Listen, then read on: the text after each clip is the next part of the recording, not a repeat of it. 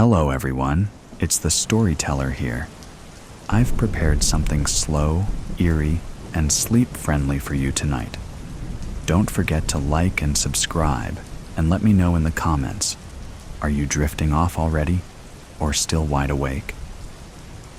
Separation. Kristen's REM cycle crashed again into the guardrail. The one constant, morning to morning, was the heron. It was symbolic of nothing. Simply the last inhuman face she'd seen before the Miata, and Todd simultaneously punched holes in Lake Springfield. Something clattered above Kristen's head, followed by a disembodied curse. That, too, was part of the morning ritual, along with defoliation, granola, stout, deep roast drowned in hazelnut coffee mate, the digital journal register, the customized multivitamin, the Zoloft, the daily trailer for a watery grave. Her bare feet hit the hardwood floor. She'd removed the rugs after the California King became single occupancy, and the feel of sturdy, substantial phenite walnut under her was reassuring, if not comforting, as Todd's canvases and brushes and tools jostled about in the attic. Kristen prepared to meet the remains of the day. Jenna, get you the perinatal clinic piece? Kristen didn't look up from her workstation. Been in your inbox since 9. You got anything for the cover yet? Oliver knew damned well Jenna had never missed a deadline, but the option of working remotely had been his editor's idea, and the closet incel had resented Jen stretching a COVID furlough into extended maternity leave, into a lifestyle choice necessary for Kristen to retain Springfield Alive's top feature writer. Oliver hungered for Jen's failure. Kristen wasn't about to let that happen. She owed her. Reason I ask, Kristen murmured calmly, is if you haven't committed anything to Illustrator yet, I'd like to give Bet a shot at it. Oliver stiffened, but she could virtually feel the vibrations across her desk. She finally glanced up, expressionless. Bet's been here 6 months. You really think she... They, his boss interrupted bluntly. Yes, I believe they're ready. But you make a point, in your own desensitized way. Bet's experienced childbirth. You rocked this month's cover on college basketball culture. I think Bet can bring something profound to this topic. Don't you think? Tables tilted, if not turned. Oliver smiled very tightly. About time they proved their mettle. I agree, Kristen said, continuing the charade as she shot Jen's draft to the chief graphic designer. And, by the way, I know it may seem unfair sometimes that Jen and Eli work from home, but there's nothing keeping you from availing yourself of the same option. We can supply you anything you need, including a state-of-the-art multi-terabyte Dell and a subscription to the Adobe Creative Cloud, yours to use professionally, and on that book of yours. Let me think about it. Oliver may waver. From what Kristen cared to glean, most of his off-duty hours seemed embroiled in ESPN, or his literary opus, Gary the Ghostly Goat. Ad revenues were back up post-pandemic, and a franchise in the currently lucrative children's traumatization genre, subsidized by Springfield Alive, was an investment in Kristen's precarious sanity. But Oliver needed to remain close to the seat of power if he hoped someday to claim it. R.L. Stein could relax for the time being. When Kristen turned back, he'd vanished. Kristen peered out onto I-55 South. The mid-morning traffic had slowed, and the nearby Crown Plaza stood in crisp contrast to a cloudless spring sky. Rotunda Publications had been virtually surrounded by cornfields when she'd interned at the monthly. But the city was grazing noisily at what remained of the Aggie fringe. The glass-encased fourth-floor dead-center office offered a broad view encompassing the distant State House dome and a suggestion of the lake to the south. Kristen had a few minutes before the superfluous weekly meeting with the publisher, and she scanned the passing parade. The figure was on the berm about 50 feet ahead of the 94 exit ramp. No floundered car in sight, no backpack or duffel, no obligatory cardboard sign indicative of the overconfident highway panhandler, and too far off the ramp for begging anyway. Kristen planted her forehead against the double-paned glass, then brought the blinds down in a clatter that turned a dozen heads in the newsroom. Kristen was headed deep into a pleasant blur of Prosecco and Netflix when the text alert brought her back to reality, or her version of it, the last 8 months. She'd quit jumping for the phone on the coffee table after about the first 50 or so times, but the view out her window this morning suggested she might want to respond to this one. Rue lonely? The messages were always succinct, neutral, and yet seemingly potentially rich in tone and nuance. 2 possible interpretations, the one more discomfiting than the other, but not by much. Something screeched on the wood 2 floors up, and Kristen retrieved the lunetta and the remote. She had no idea whether birds possessed the capacity for terror. The static black eyes that greeted her a nanosecond before Miata and Heron collided in a momentary explosion of flesh and blood and feathers may merely have reflected the failure of the fight or flight mechanism, or renewed faith in the homicidal ingenuity of the human species. Todd already had breached the passenger side windshield, and she, the subconscious she, wondered. Had the Heron adjusted its flight pattern 2 feet, would they have shared a moment of communion, bouncing about the Miata, pondering the idiocy of hope and trust in forged steel and onboard sensors, in broad wings and open skies? She missed Todd piercing the molecular membrane. She always did. The Heron consistently was the third wheel in this looping drama, and as the show replayed each dawn, Todd had become a supporting player.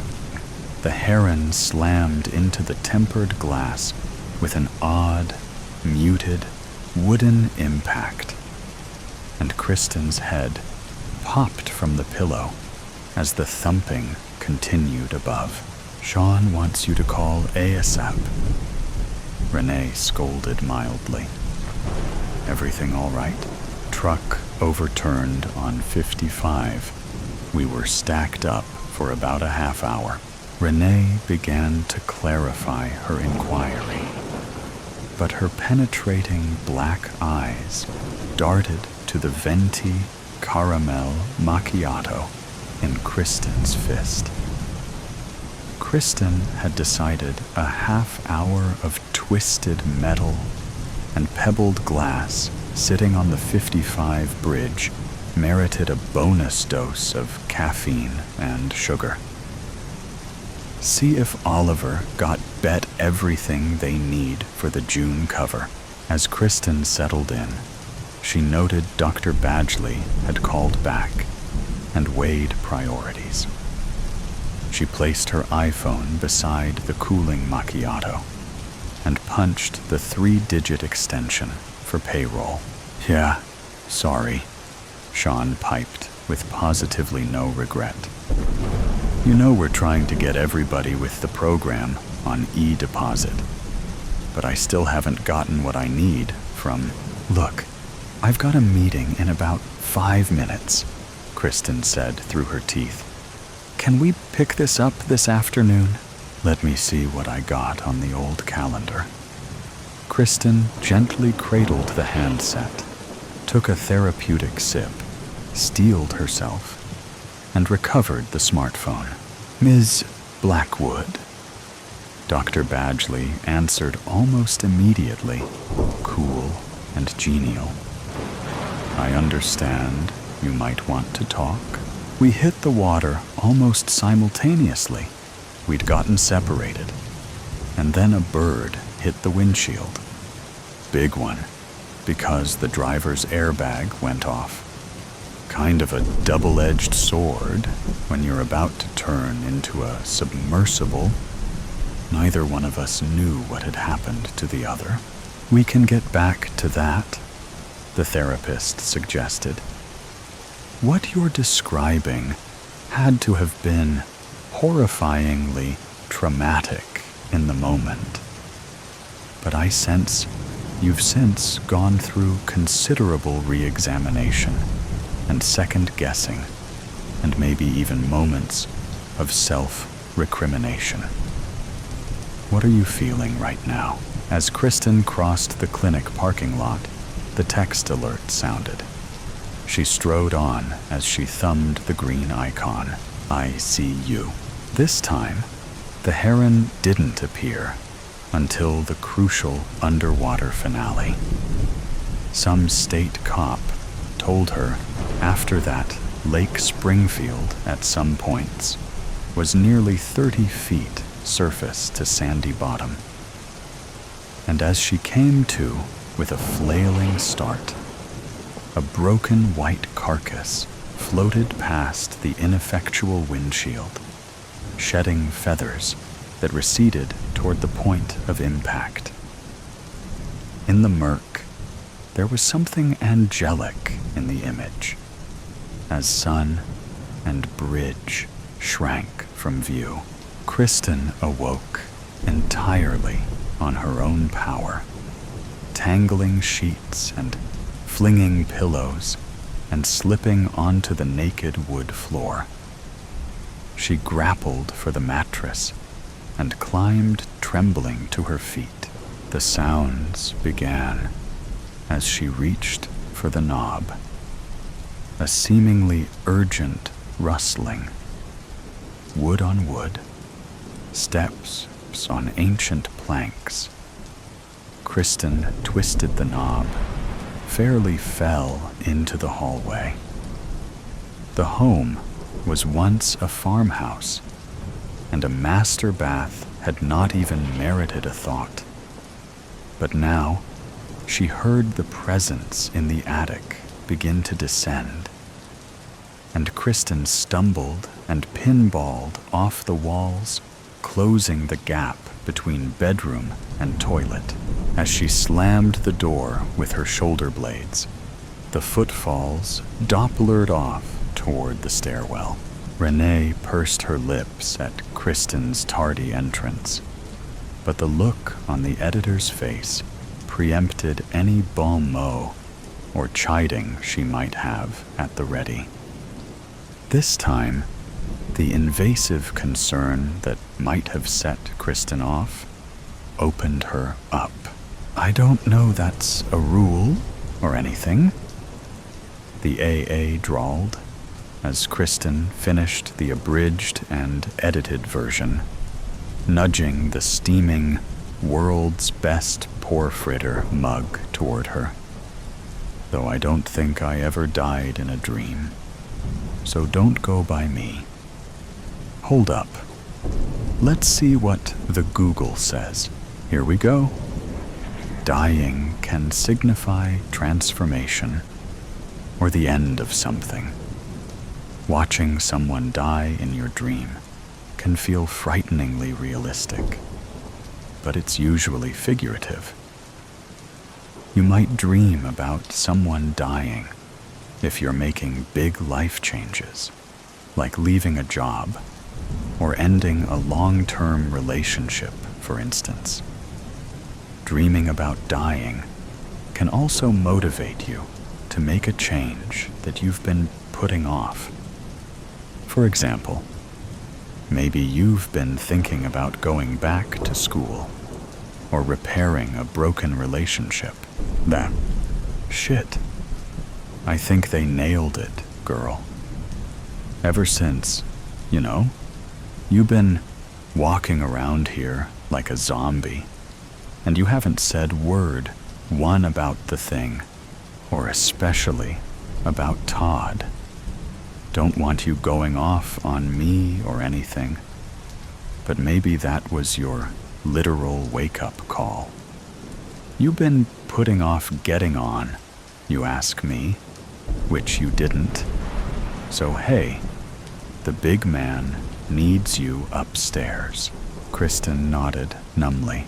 I'm a little confused, he began, after she'd settled onto his faux leather couch. You weren't here the other day, so I asked Oliver to forward me the prenatal piece. Perinatal? Kristen instinctively corrected her publisher. I know how you feel about such things, but I was curious if this clinic might be good for some future ad revenues. But then I thought something seemed odd as I got into the piece. He turned to his monitor. As a team of top Springfield area OB-GYNs prepare to unveil a state-of-the-art conception-to-cradle, high-touch, low-intervention perinatal clinic and birthing center, the mood in the capital might be characterized as, well, expectant. That sound familiar? Yes, as I was the first one to read it, and one of only 2 people to have a copy, until you, of course. He ignored the indictment and plucked an open magazine from his desk. A Springfield Hospital's proposed cutting-edge maternity suites have local women and women's health specialists, to say the least, expectant. Remember that? Refresh your memory. March 2008. Kristen was silent for a moment. Oh my God. Seriously? How many pregnancy metaphors do you think there are? Just what are you trying to suggest? That Jenna plagiarized one of my obscure old features, even if she would have lifted my lead, which she would not. Wouldn't you think I'd notice? You apparently didn't. You didn't seem to remember writing it yourself. Now, the publisher was silent. What are you saying? He leaned back, creaking his overpriced throne for effect. This isn't the only similarity I've seen between your stories. So for my own peace of mind, I had personnel give me your girl's number. It had been disconnected, and when I investigated, turned out she's supposedly left town altogether. He adopted a pained, delicate expression. Now I know we don't pay top dollar. You think I'm double dipping? Kristen yelled, leaping from the cushions. Jen works from home, and she gets her copy to me on time and accurate. So I don't really give a shit where that home is. Maybe she should have let me know if she moved. But I understand she was in a difficult relationship, and she may not have wanted to air her laundry with me. Sit the fuck down, he rasped. Kristen stood her ground, panting in rage, and he sighed disgustedly. Sean tells me her last 2 checks haven't even cleared, and she's made no attempt to change over to electronic deposit like everybody else. I've been on her, but what am I supposed to do? And you say her checks haven't even cleared? That's certainly a brilliant scheme for me to cook up, isn't it? A publisher struck speechless is an editor/writer's wet dream. Kristen smiled malevolently and whipped out her iPhone. Here, I'm texting Jen right now and asking her to give you a call. And I'll get you her original email with the story Oliver obviously neglected to include. If you think I've created a phony IP address so I can scam the company for money I have no way of accessing, then be my fucking guest. Now, just calm, but Kristen already was on the other side of the castle door. Okay. Here's the thing. We were fighting when the car went off the bridge. I keep forgetting my phone automatically syncs with the Miata's Bluetooth. So I get this call, and I know who it is from the caller ID. So I pick up, not realizing it's about to go on speaker. I pretend it's a client, and then she comes on with a greeting. Well, suffice it to say, it left nothing to the imagination. And like I said, we had a knockdown/drag-out, verbally for God's sake, and we go into the water. After you're thrown from the car, Dr. Singh prompted. I still find it a miracle you survived. We were almost to the northern bank. I hit the water and bobbed up almost immediately, while Kristen landed, in a marshy area. Some dudes had been out fishing, and they got right to me. And since I'd busted the windshield when we smashed through the rail, and the sea was only half submerged, she was able to get out pretty easy.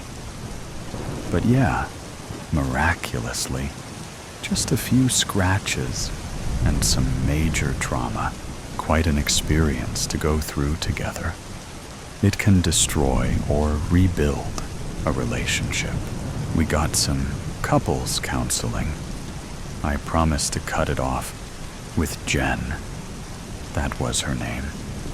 And we seemed to be back on our old rhythm. Shit. Kristen didn't even want to know Jen's name. Then Jen started calling again. I was honest with Kristen about it and told Jen to fuck off. She finally did, but things started getting worse instead of better. And Kristen was getting weirder, more withdrawn. I finally moved into my attic studio, but I can't seem to get more than a few hours every night. We can look at a prescription for that the counselor said. And this Jennifer?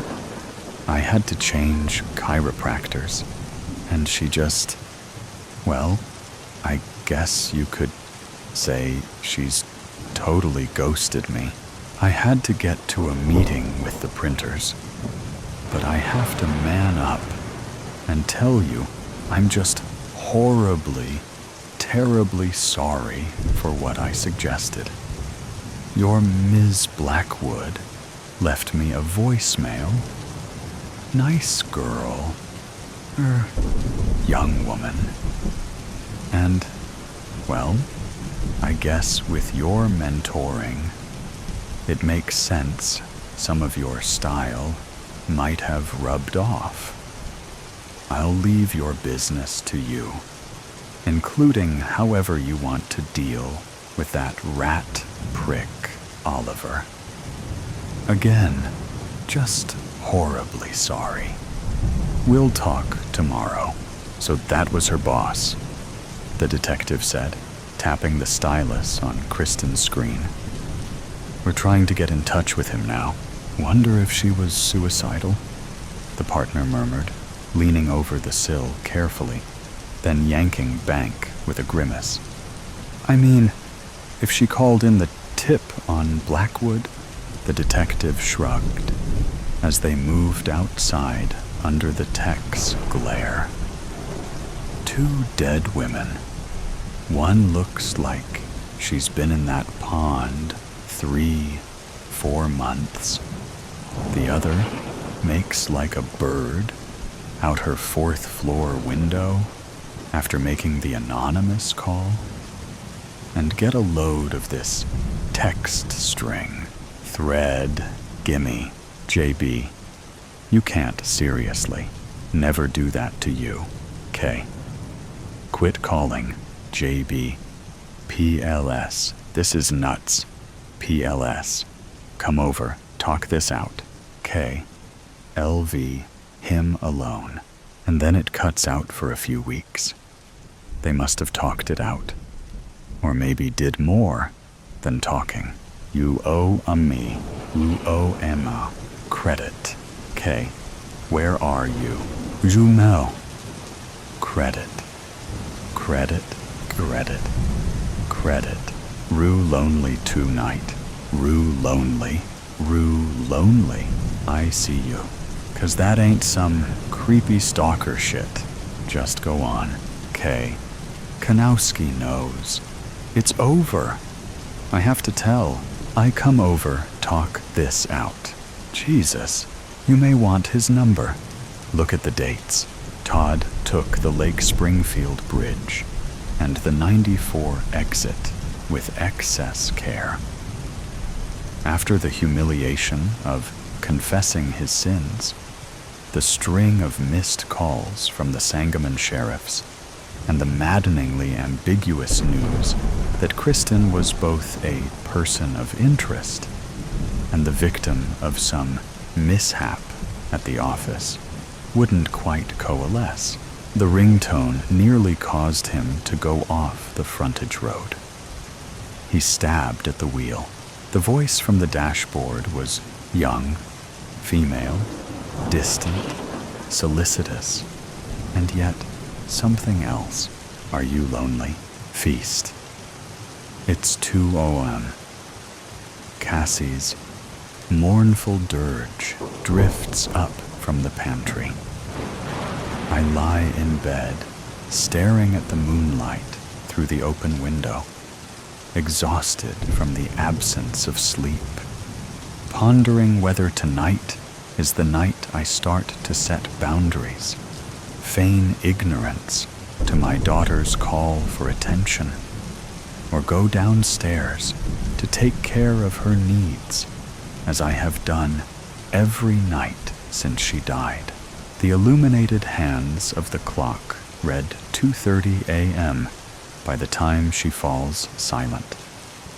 For a moment, hope offers me its hand.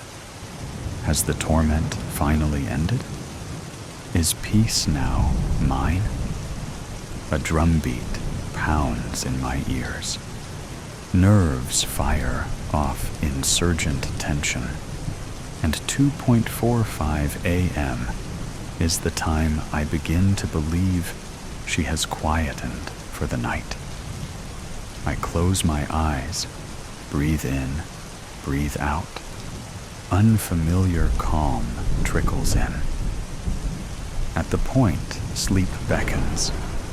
A sudden thunder crash of rage shakes my bed, and I hear Cassie howl like a banshee. Hope withdrawn, I throw off the duvet, slide my feet into cold slippers, and head downstairs on a silent prayer for Cassie to be gone by the time I open the pantry door. But she's there, on top of the refrigerator, like a mound of meringue, all folds and as white as freshly fallen snow. The silver heart charm that dangled from her wrist in life still in place. Her shadowy eyes are red and swollen. Her pudgy hands reach out to grasp the air. "About time," she wails, a repeat of what she says to me every night. I sigh, rub my sore eyes. "Sorry, sweetie. I was trying to sleep. It's almost 3 a.m. You do realize that?" A flash of times past when Cassie, a toddler, would creep into my room in the early hours to tell me she had been calling out for help in the bathroom, and would I come with her right now, because she really needed to go. Me chastising her as I chastise her now. I shrug. Then again, you're a spirit, so maybe you don't. A moan bubbles, bursts up from her insides. The pitch is ear-splitting. I am forced to cover my ears. "Do you realize how long I've been waiting?" she says. "Are you trying to starve me all over again?" She drags out the word starve. It stokes my guilt, and in my exhaustion, I want to laugh hysterically.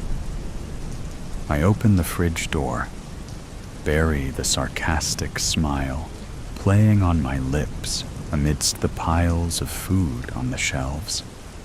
Cream-filled pastries, trifles, cooked sausages, and bacon. Chocolate muffins topped with swirly icing domes. A foodie's paradise. But the sight makes me balk. Food dominated Cassie's 19-year lifespan. Mine, too. I cannot believe it dominates her in death. What would you like, Cassie? There's lots to choose from.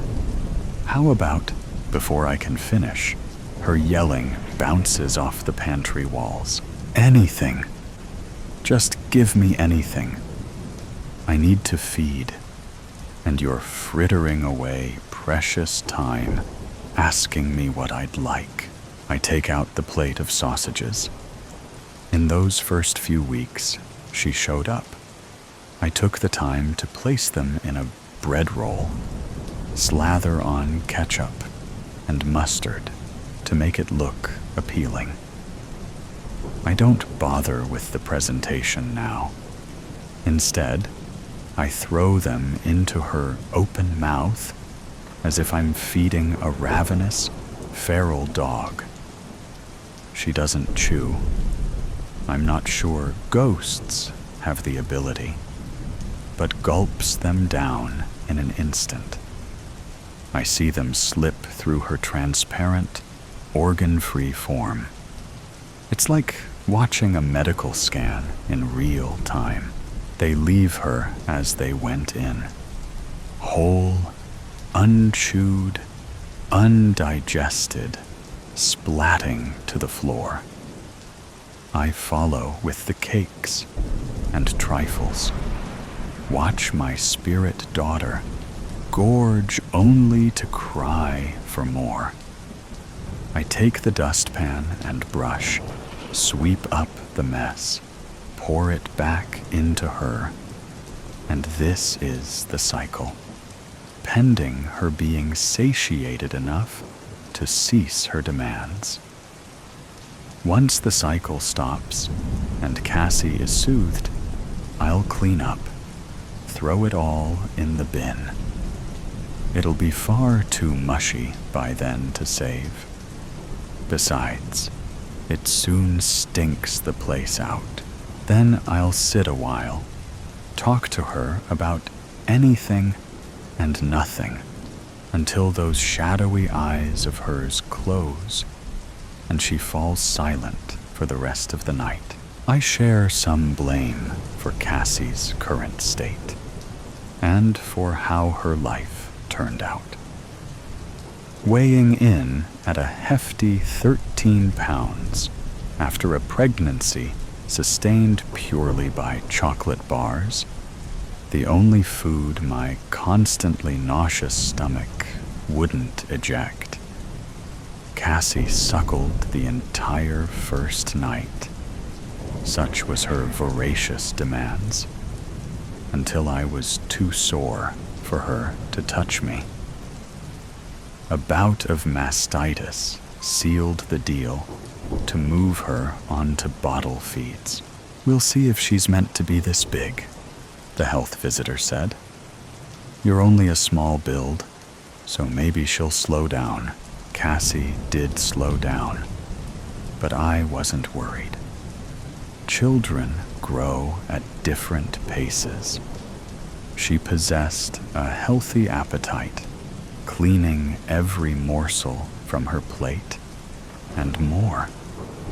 An active child, she remained slim, but followed her centiles, a term used by health professionals. Listening to the mothers at the school gates, fraught with their fussy eaters, I admit to feeling smug. Then, one day, karma bit me for my arrogance. Cassie stopped eating. Her personality changed. She was having trouble with her friends, bullying, her teachers said. A phase, I thought. But after 6 months, it dawned that this was no phase. Something far more serious was at play. Cassie is 10 years old and weighs what a child half her age should weigh. How long has she been experiencing problems with food? The doctor gazed at me with sympathetic eyes as he spoke. I was grateful for it. It made a change from the critical glances I had become used to. I took Cassie's hand, gave it a reassuring squeeze. She pulled away, a fierce scowl that said, "You are a lying bitch," came my way. She had gone through the surgery door under false pretense, that of holiday vaccines, to go somewhere exotic. I had said it with my face set in stone, so she didn't suspect. I risked paying a heavy price for inventing such a whopper.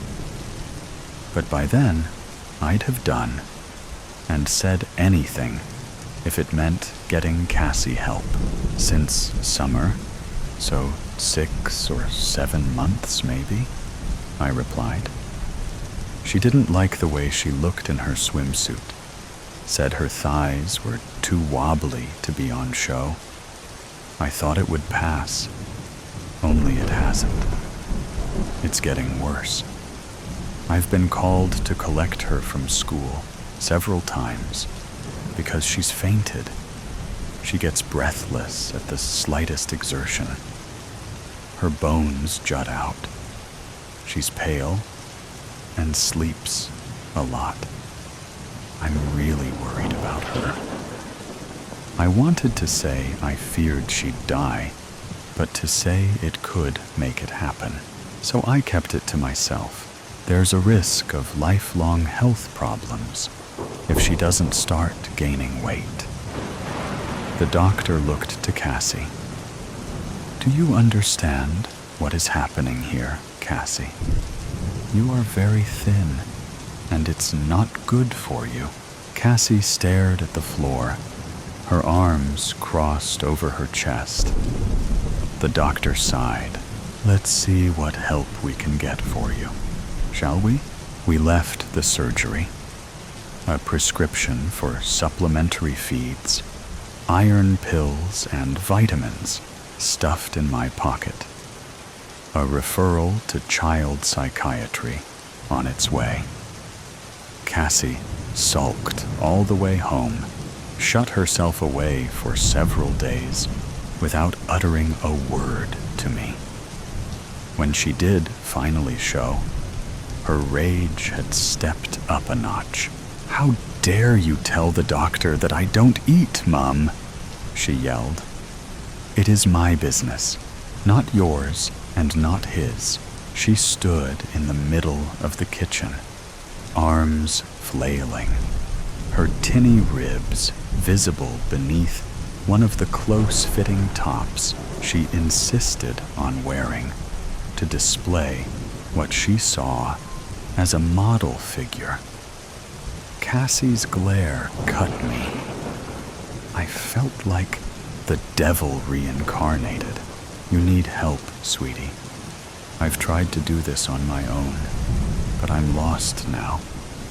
I don't know what to do anymore. You're wasting away. I can't stand to see you like this. Then don't look at me. Hands on hips, head thrust forward. A wild glint in her eyes. Cassie, please don't. I only want to help. So shut up and leave me alone. She stomped off to her room. At the top of the stairs, she called out, and just so you know, I will not see a doctor ever again. The door at the bottom of the stairs opened. As Cassie paced towards the kitchen, I was quick to hide the bottle labeled sugar-free lemonade I had refilled with a sugar-loaded version inside the refrigerator. Cassie was 15 at the time, skeletal, walking miles every day and night. She appeared in the kitchen door, layered up in clothing, a scarf and woolly hat. Despite the heating being cranked so high, I could barely breathe. It's cold outside. They've forecast rain, too, I said. Why don't we watch a film? I've bought some of that toffee popcorn and hazelnut chocolate you've always liked. Gray rings circled her eyes. Angry red spots shone from her cheeks. Maybe later, she said, and turned to leave. Be back by 1. It's clinic today. Don't forget. The front door slammed behind her. Despite her lack of response, I knew Cassie would return home in time for her weekly appointment. She had signed an agreement with the medics, one I knew she would not default on. In exchange for doctors pausing her forced admission to hospital, she would eat a little more, show up at the clinic every Friday to be weighed, have her bloods checked. We drove to the clinic that afternoon, Cassie staring out of her side window, me humming along to the radio. The sun had broken through the clouds, turning a gray day beautiful. Inside the clinic, Cassie disappeared with the nurse, only to return several moments later. An ecstatic grin on the nurse's face. She's put on a whole kilogram since last week, the nurse announced. a glimmer of light shone. I began to see faith in that pivotal moment. Yet my faith would soon be shattered. The next morning, as laundry tossed in the washing machine, I heard a knock-knock coming from inside.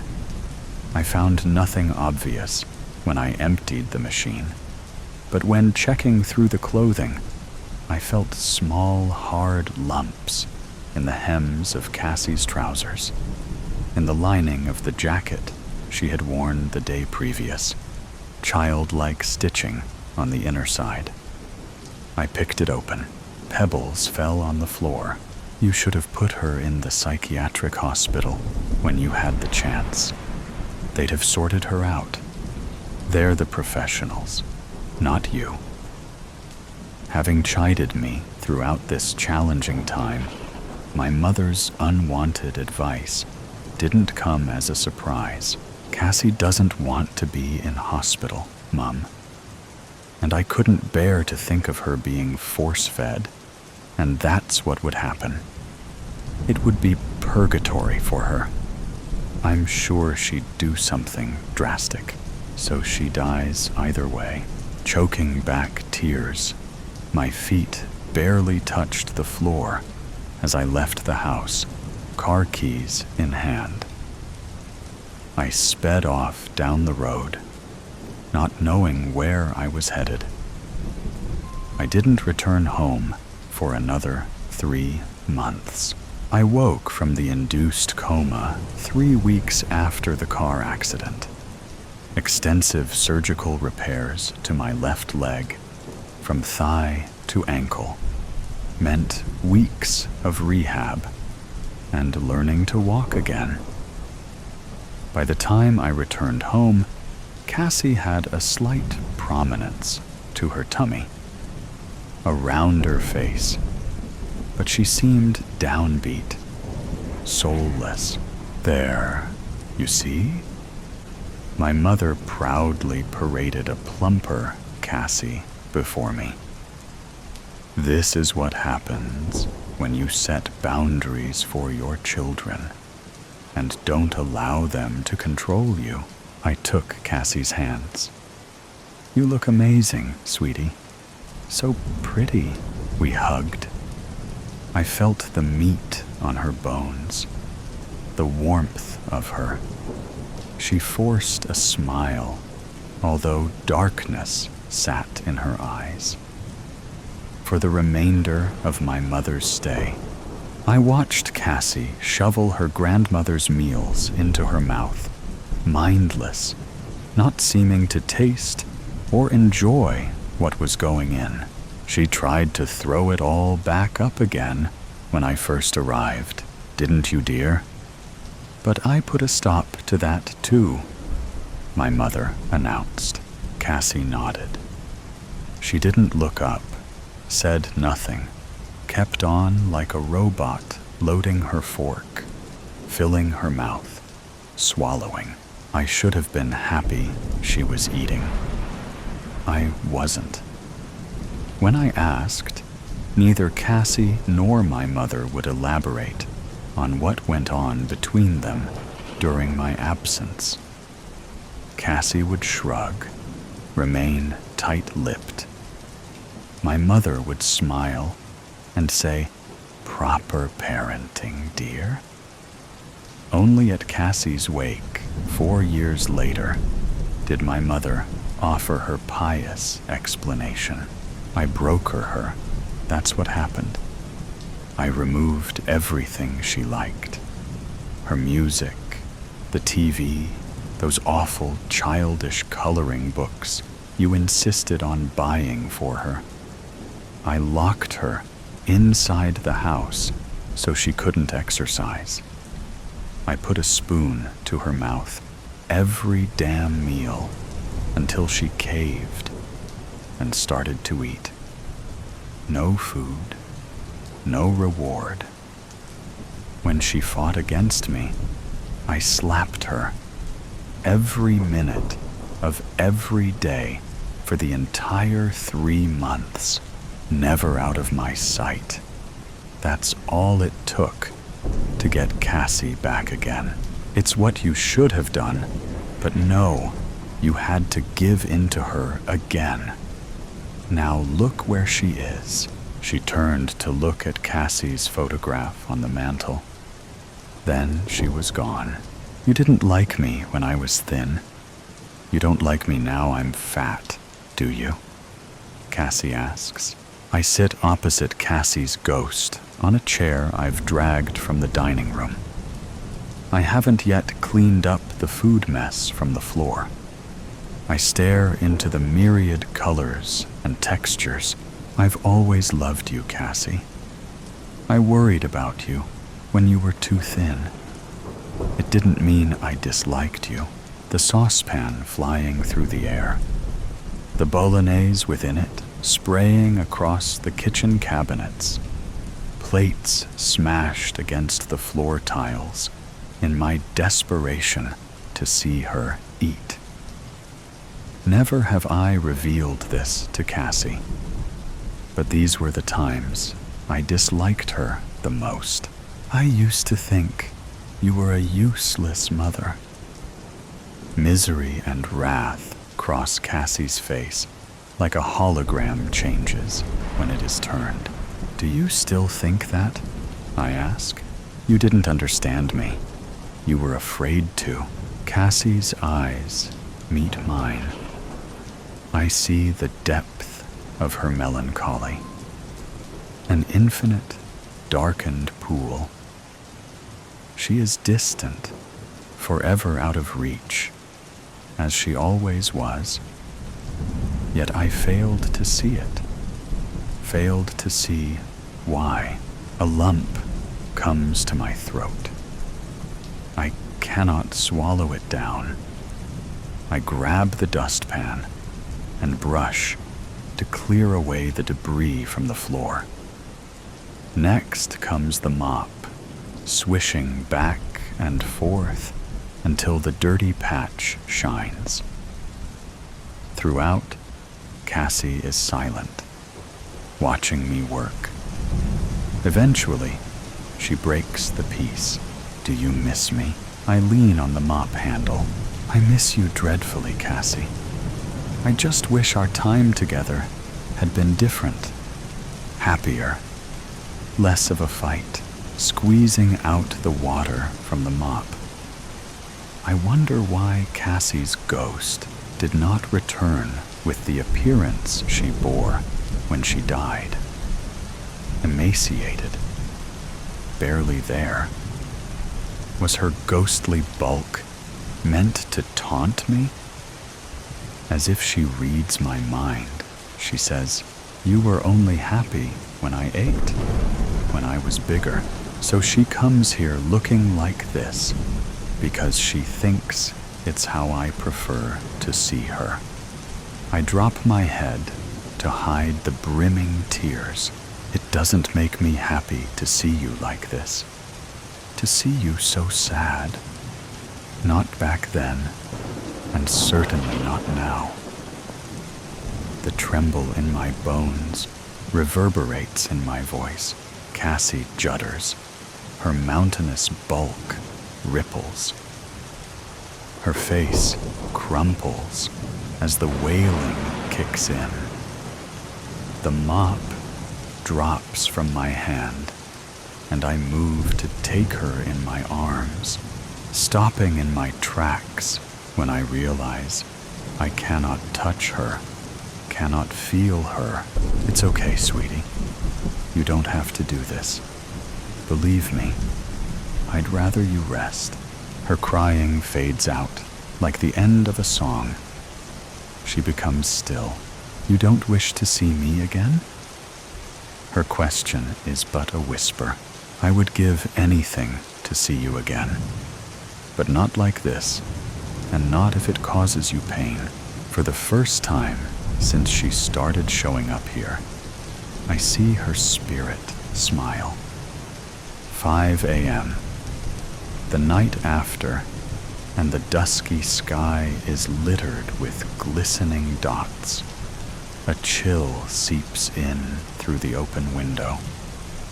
I shudder, get up to close the window, and with the click of its handle, my sleepy brain registers that I have not been stirred to the sound of Cassie's dirge. I listen for her cries. Nothing except silence fills the house. I should climb into bed, thankful for the peace. Instead, I creep downstairs, each step tentative, not wanting to rouse her or set off her wailing. The pantry door opens with a creak.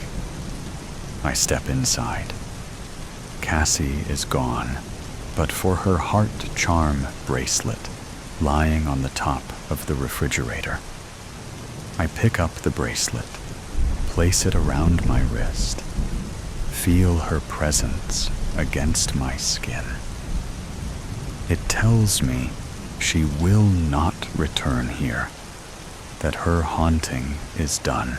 I take the stairs, crawl into my bed. Instantly, I fall asleep. Cassie's heart charm gripped between my fingertips, drawing a blank. I am freaking out. How can I explain this? I'm in a full-blown, it's a wonderful life scenario here, but in reverse. I'm not seeing what the world would look like if I had never been born. I'm seeing the world where I was born. But the joke's on me. You know, like when a guy walks up to you and addresses you by name, and you've got no idea who he is. Now, you're damned if you do, and damned if you don't, right? Say, "Who are you again?" And you've offended the guy. Greet him like an old buddy, and he's going to expect you to comment on your shared past. I mean, clearly, you've met him before, and he remembers that meeting. He knows who you are, but you don't know him from Adam. Now, let's take that lovely little conundrum and grow that to the size of a galaxy. And maybe you'll begin to get an idea of what I'm dealing with here. For me, it's everyone and everything. My mind has completely drawn a blank, taking inventory. I'm in the student center. This is the College of New Jersey. It doesn't look familiar, but there's a sign by the bookstore that gives away the setting. There's an Introduction to Psychology textbook in my hands. A flat screen with a list of rooms for final exams is on the brick wall by the bookstore. So, it is exam season. I have a psychology class, and it's freezing outside. I'm wearing a full-length pea coat, a black one, with those big buttons, lapels, and an extended collar, indicating it is December. I'm a man in my early 20s, judging by the reflection staring back at me from the window of the bookstore. And I'm well put together, if I do say so myself. Harry, did you bone up on Professor Panarella's legendary hypotheticals? A voice behind me says. So, judging by this, I'm Harry. Whoever the hell that is.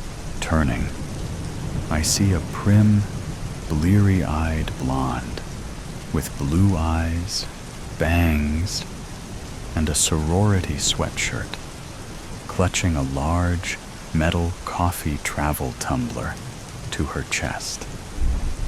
The sweater has the name Penny written on it in block letters, so I'm guessing she's Penny. I'm kind of at a loss, to be honest, I say. Shit, Harry. Again? I know you are kind of a prodigy, but this is Panarella we're talking about. He's got a reputation for failing students who are unprepared. You can't just wing this one. Well, this is confidence inspiring. Where do ideas come from? Where do memories reside? Where does your mind go when it wanders? Where would one go to track it down again? These are not matters of metaphysical concern. These are life and death issues. I mean, I'm royally screwed here. Penny provides me with a clue. I mean, out of everyone, I'd think you'd be ready for the exam. And why is that, Penny? I ask, really wanting to know. Because you are his research assistant, silly, she says with a giggle. Now, I'm wondering what kind of relationship I have with this role. She's giggling, twirling her hair, giving me a familiar look. There might be something going on between us. I'll come back to that. There are more immediate concerns. Oh, what research would that be? I say, with a playful affect, as if hunting for praise. Oh, you know, workaday stuff. Expanding on the theories of William James, the very father of psychology. Taking up the baton and puzzling out the mysteries of perception. Just real-world proof of the tenuous link between conscious awareness and behavior. The research study the two of you published, providing empirical evidence that conscious awareness or attention is absent nearly half the time, giving sway to automatic processing. And attention only comes into the picture when sleepwalking through common behaviors becomes too challenging. Wow. This girl has got it bad.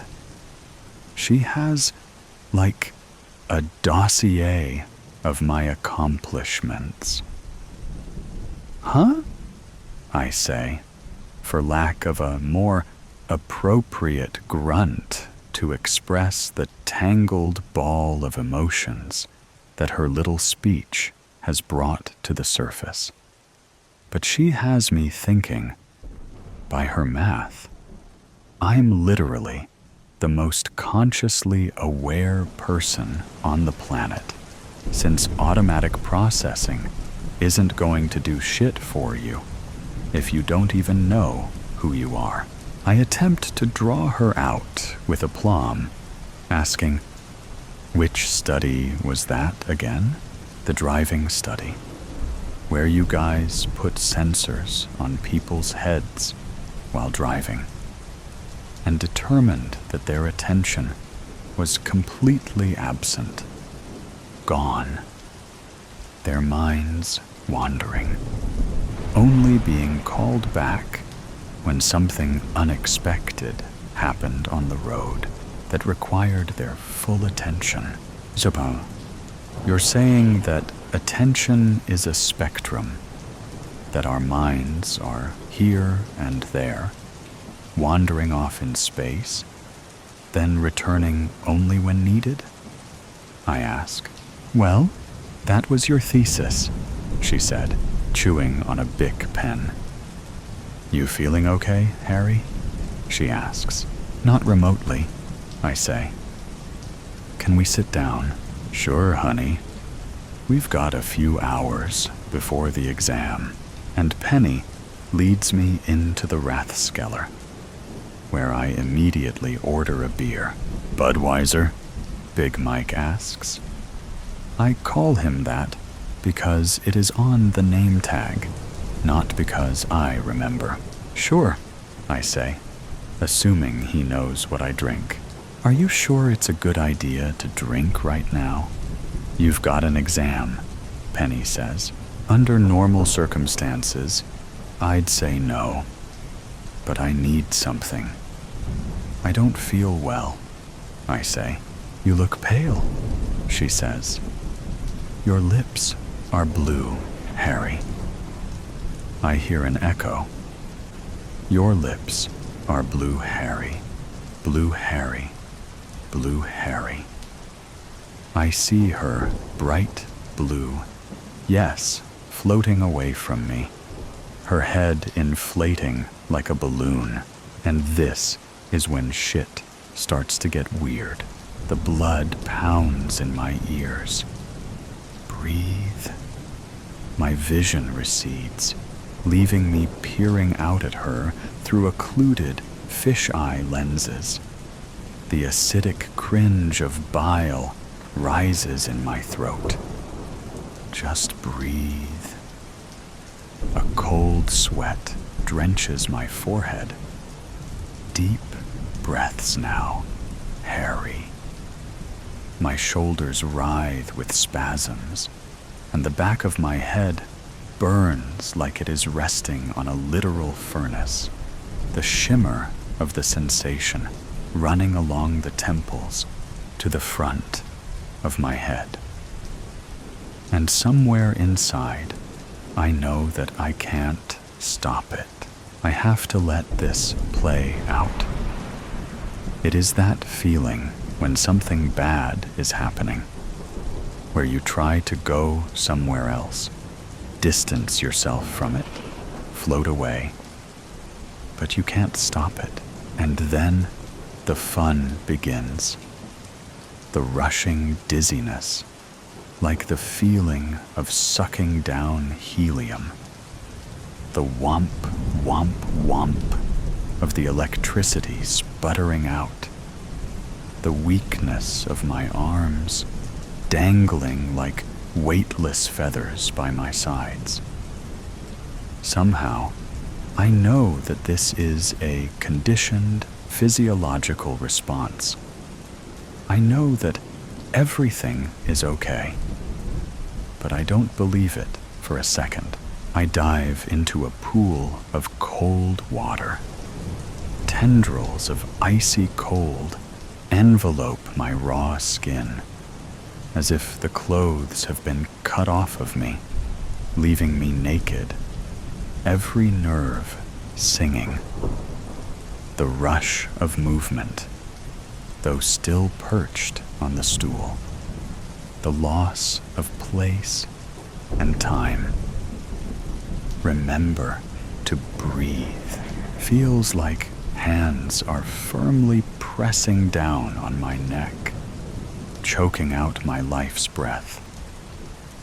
I gasp for air, only catching crumbs of a breath. From the corner of my eye, something materializes out of the wooden flooring of the Rathskeller. It is in the shadows of the stools. They lengthen and enlarge, running away toward the walls, and then snap back and pulse into 3 dimensions, and rise from the floor like cloaked assassins, their voices a droning electric hum, accented by mirthful screeches.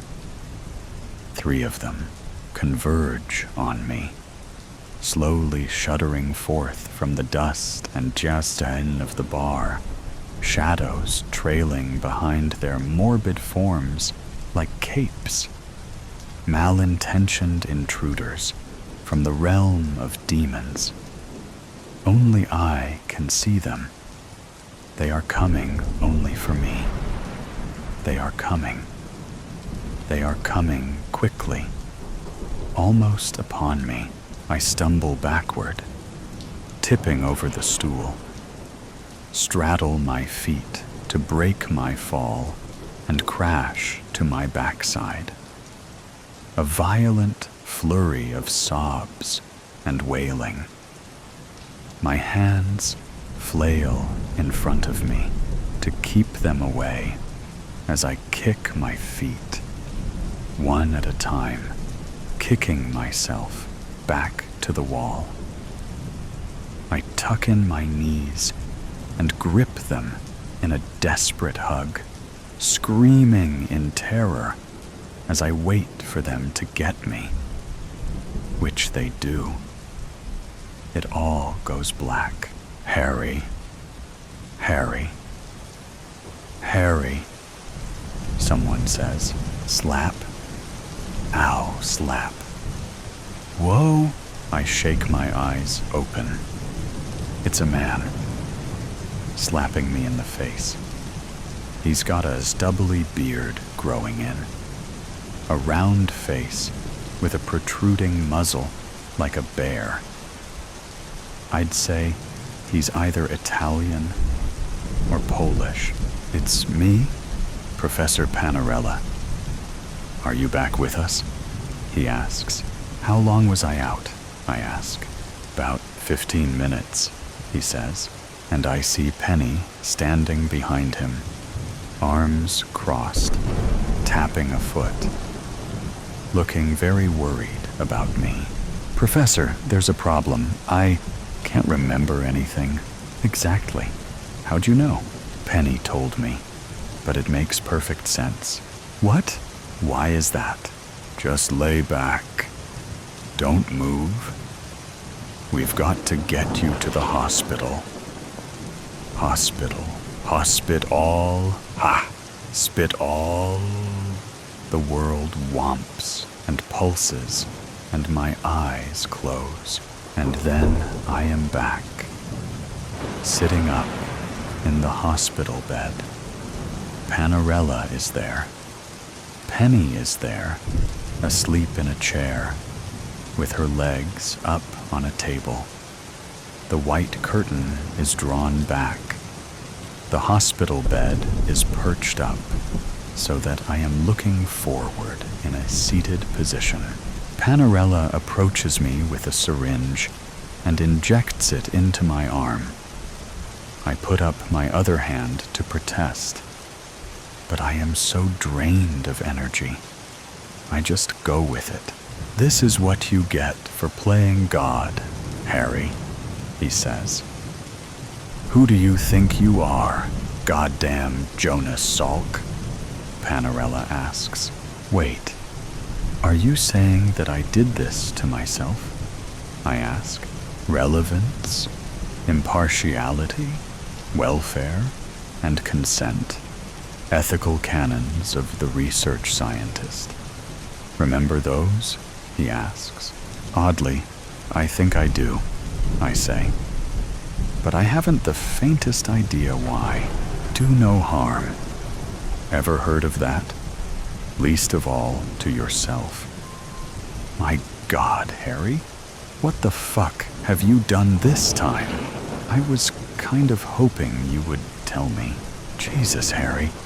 We were testing the serum on hamsters. We were nowhere near ready for human trials. Serum? Up-fattening serum. Harry.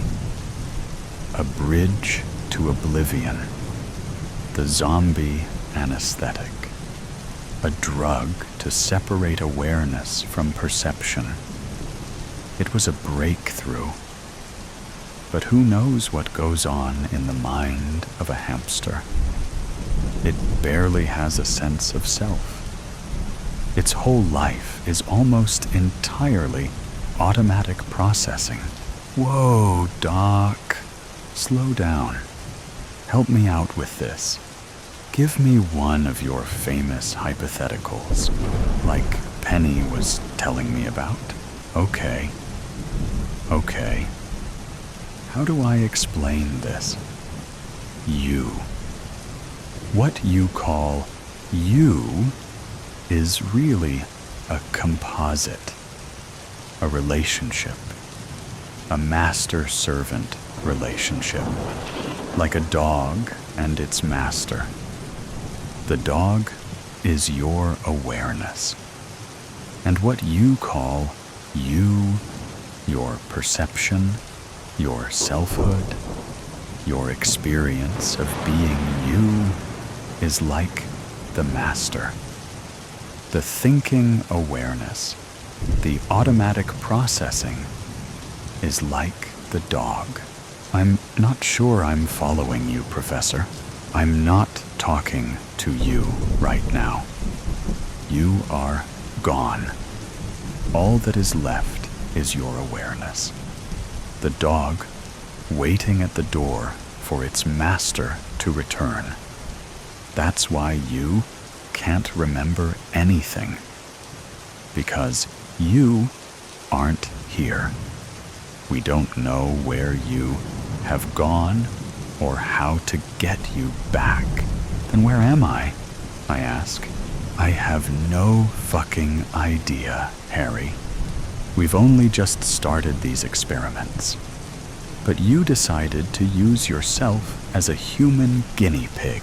Sounds serious, Doc, I said. You, as we understand it, is really a community of yous. There's your bodily self, your perspectival self, your volitional self, your narrative self, and your social self. Each a mix of awareness and perception, each a compound of master and servant. And your unified self has been pulled apart into pure awareness. Unless we can get you back. Tell me about the driving experiment. The driving study was an experiment where we studied the brains of people experiencing the feeling one gets that they don't remember the drive home. We proved it was real, Harry. They don't remember the drive home because they weren't there. It is the functional equivalent of sleepwalking, proceeding entirely through automatic processing, like a computer carrying out a program. So it's possible that jarring a person out of automatic processing is the trigger that brings their perception, the master, the you, back into the game. I don't know, Harry, Panarella said, sitting back in the chair next to Penny, rousing her. Penny yawned and wiped her eyes. Penny smiled at me and said, "You're back." She rushed over and gave me a wet kiss on the lips, saying, "You had us worried, babe." And then an idea struck. "Professor, is there a treadmill in this place?" A few minutes later, the neurologist hooked up electrodes to my head. I stepped up on the platform of the treadmill. "Are you ready, Professor?" I asked. "This is insane," he said. "Well, can't hurt to give it a shot. Now remember, I'm going to go on running at a steady pace. I'm going to listen to some music. And I'll be blindfolded. We're going to keep it going like that for 10 minutes or so. Then, without any warning, stop the treadmill. I'll have to deal with the sudden shift in velocity. I'll be pulled out of automatic processing.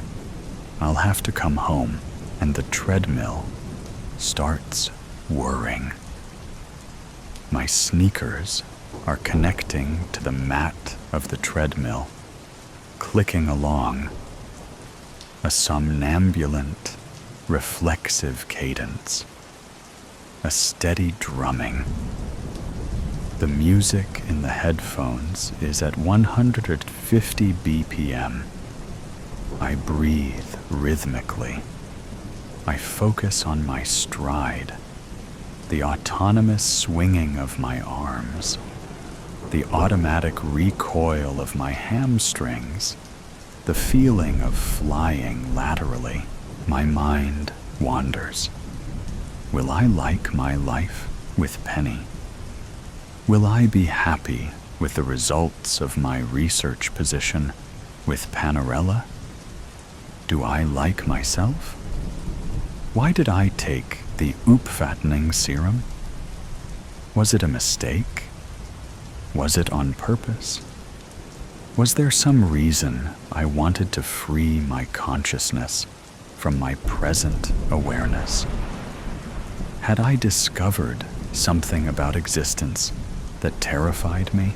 I heard a sound like breaking car tires, the skidding of rubber on rubber. I felt the traction of the treadmill jolt me forward. My hands reached out. The blindfold was pulled off. My eyes scanned, reaching for the handholds. And in a whoosh, I came back to myself. Or was it? It was me. The master had come to the door. Only the dog wasn't wagging his tail and looking up and licking his face. The dog was barking ferociously. As if an intruder had entered the home, Penny said, "Is it you, babe?" Professor Panarella looked up hopefully. "Harry, are you back?" I looked at these strangers. I looked down at my young body, and I looked at my vitals on the screen of the monitor. How long had I been in a coma? Where was that useless body being kept in this hospital, I thought? And who was Harry? All I knew is I was free. Free at last. Harry can't come to the phone right now, I thought with a chuckle. "What's so funny?" Penny says. "Oh, nothing," I say. "You wouldn't understand. Cerulean." The door is cerulean, a bright and vibrant blue. But really, it is the color of my sudden uneasiness. The feeling creeps up me slowly, jumps out at me dauntingly, and I am frozen in it. If the door were a mirror, and how I wish it were as innocent as a mirror, I would see my face reflected back to me, and it would tell me to run. I'm not sure what's more jarring. The fact that this door is a clashing contrast to the rest of the library decor, or the fact that I've never noticed the path we took to get here before. I suppose there are better things to do freshman year than look for the oddities and notice the details inside the university library. Or maybe it's the subtle shift in his gaze that is so jarring, the way his grip on me transforms, and the way his voice now suddenly holds something heavy, concealed behind his hardened whispers. It seems impossible to retreat now. And even if I had the courage to turn and run away, following my screaming gut all the way down the stairs and out the library doors, there is still a part of me that is curious, hopeful, lustful. Wasn't dating a professor supposed to feel dangerous? Wasn't that how it felt just moments ago when he'd pressed me up against the wall of shelved books downstairs and kissed me? And I thought to myself, is there anything more thrilling than this? Wasn't it that same exciting feeling that I felt when he'd whispered into my neck that he had a secret to show me? And I eagerly followed him up the stairs. I had thought it was thrilling before, when we were nothing but flirty eyes and lingering bodies inside an empty lecture hall room, neither of us willing to be the first to say goodbye. He'd chipped away at his desk with his nails, while I'd fingered it, tracing circles and pathways across the dark mahogany wood, each stroke a question. What would your skin think of this? Meanwhile, our mouths said frivolous things, silly words about the weather and hometowns and restaurants off campus. Things that had nothing to do with anthropology assignments. Between those words, our silences begged the other to stay just a little longer, so we could eventually, maybe, use our mouths for other things. We were testing the waters then, seeing how far we would swim out before turning back. It turned out this professor could swim all the way out to my dorm room, somewhere I'd never seen another professor go. "Let me take you to the library tonight," he'd whispered. "I can get us in after it's closed." His voice had been desperate and demanding, like I could break him if I said no. I wanted to savor the power I had over him in that moment, like licking the peanut butter off of a spoon. But there was no chance I would say no. I would have given him my heart on a silver platter right then. I was breathless when I said, "What time?" Hours later, under a hazy orange street lamp, I'd watched his fingers unlock the double doors like a jungle cat eyeing its prey. I wanted to lunge at them, feel them unlocking my body. But even then, just moments ago, I still hadn't been sure. That dangerous, thrilling ripple somewhere within me, undulating like a wave. There is nothing illegal about doing the things we both wanted to do. Just a school policy that both of us treated like nothing but a suggestion. When the doors pulled open, the scent of the library engulfed me. I read somewhere that the smell of old books is actually the smell of organic matter reacting to light and heat, a decomposition of wood pulp. But really, it is the scent of my body on fire. When I told him, he only smiled, running his finger across the spines as he guided me down one of the aisles. All of these stories dying beneath our fingertips, and we get to live a whole other life just by splitting them open. When I'd heard those words, I thought he was a ixy, young, anthropologic, literary genius, and I couldn't believe he'd chosen me. In that moment, I was certain I'd let him split me open and read me like one of those books. But now, there is an edginess to this thrill, a sense of danger that hadn't surfaced yet, a creature rising from the midnight zone, hairs standing up on the back of my neck, or is that his breath? I feel my bones run cold, like I am standing on a precipice, and if I open that door, I might free fall right into the sky.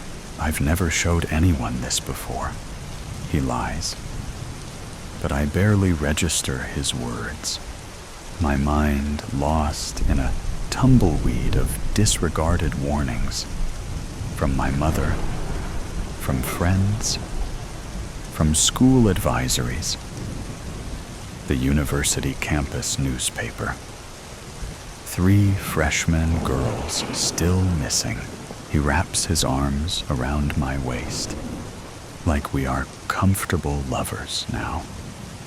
Like the one kiss we shared downstairs turned our student-teacher relationship into something more intimate. I lean into it, still playing the part of the brave girl. I thought I wanted that. I followed him up those stairs, wanting just that. There is still a part of me that does. Fear has stolen many of these experiences from me. And I'd promised this year would be different, didn't I? I shouldn't take hold of the doorknob, but I do. And I hear him giggle behind me. It sounds like victory. It sounds like, good girl. There's no creak when I turn it. The handle glides smoothly, and I hear it unlatch. In another life, I push the door open, and there is a room with a small round table sitting in the middle. It is adorned with a white cloth and candles, and there is a violinist playing a soft, soothing song. From somewhere, a perfectly prepared steak meal is delivered, and we slice it slowly with our knives while drinking wine and slurring out delectable secrets. In that life, we make love above 1,000 love stories bound in leather and spend years happily together. After I graduate, we get married and have 2 children, Olive and Iris. We grow old together, and tonight becomes a treasured story about the romantic night when we fell in love, a story that belongs in one of those books downstairs. In another life, I open the door, and there is a boring room with a game of chess set up for us on a table in the corner.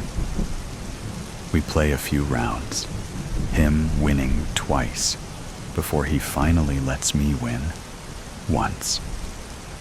I pretend to love it, and we date in secret for a few months before things fizzle out.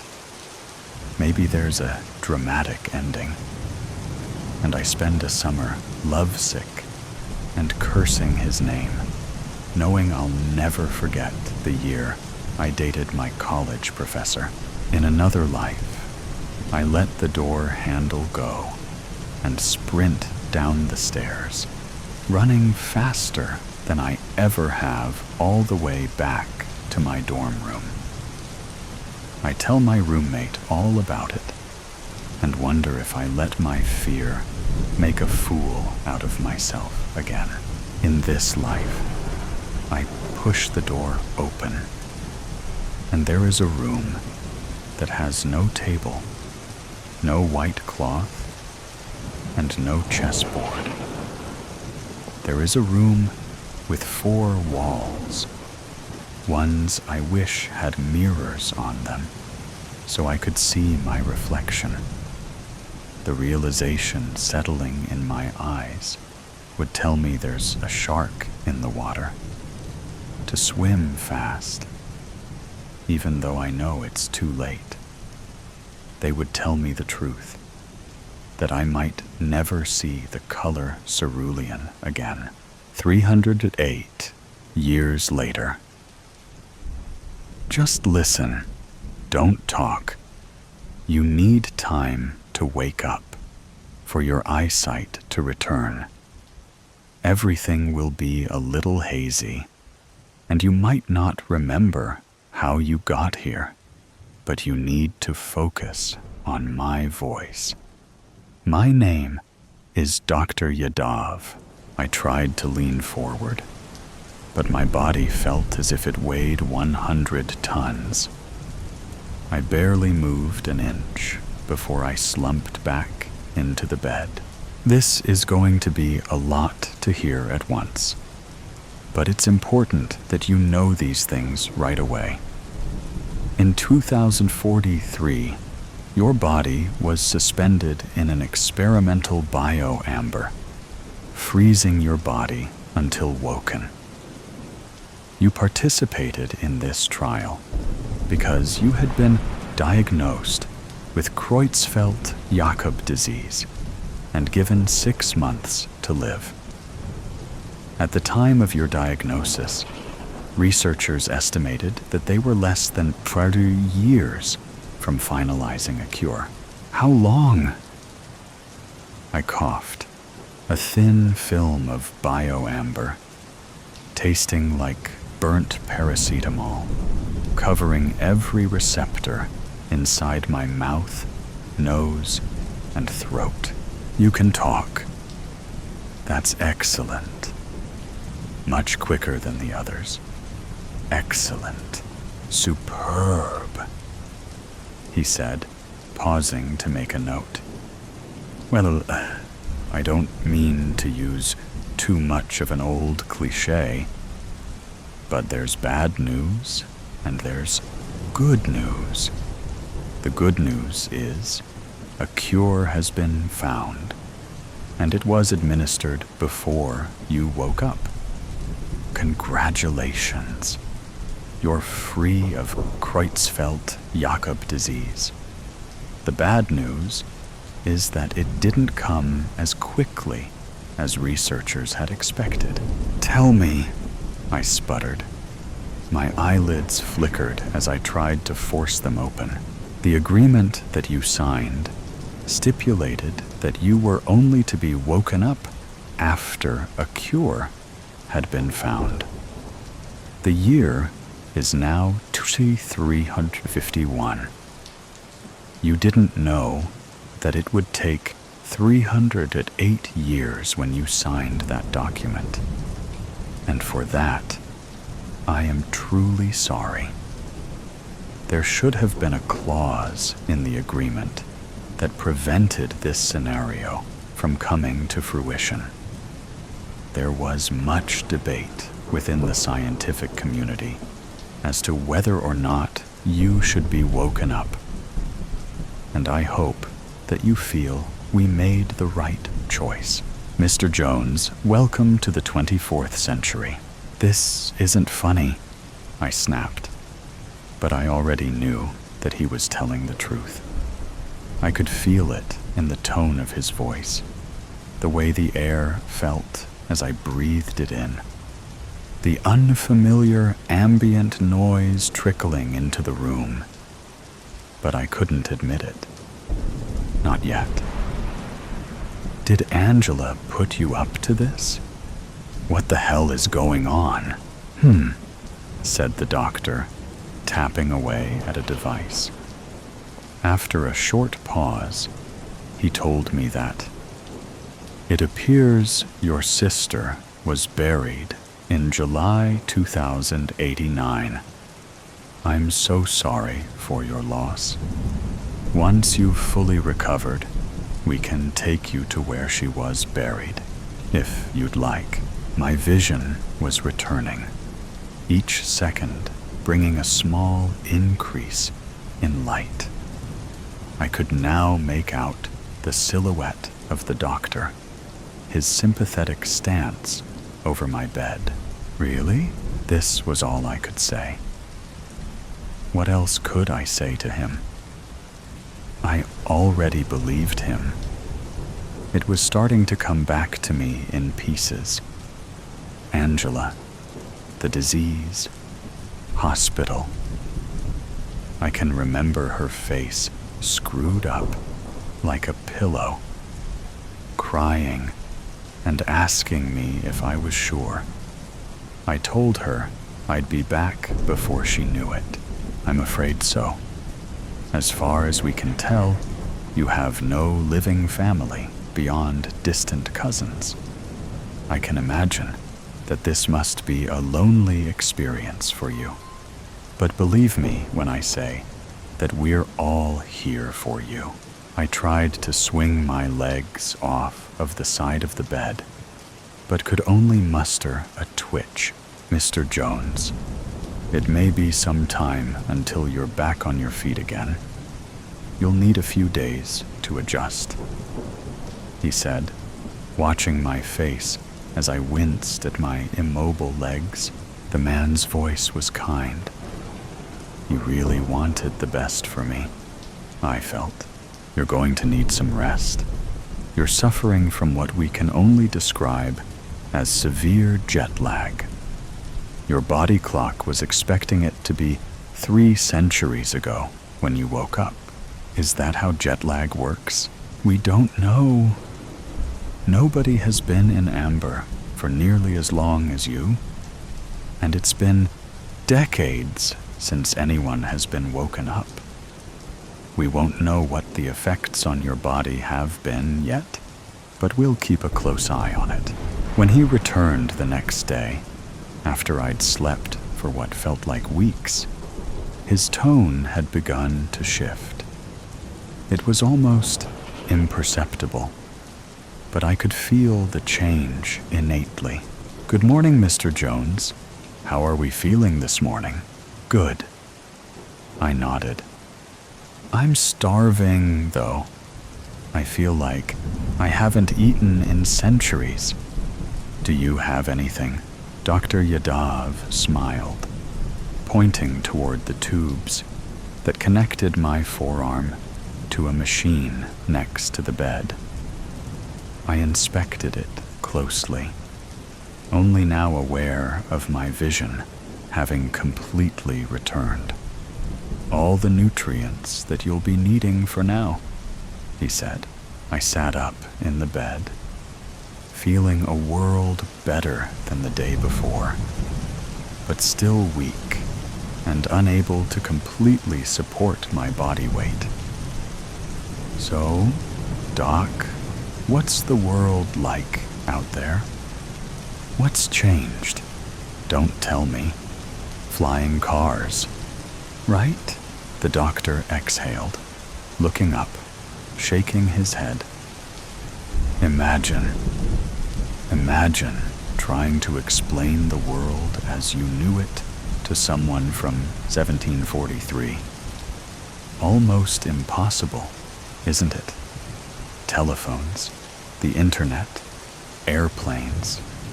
It would all be so far removed from his reality that it would be impossible to explain in a way that he would really understand.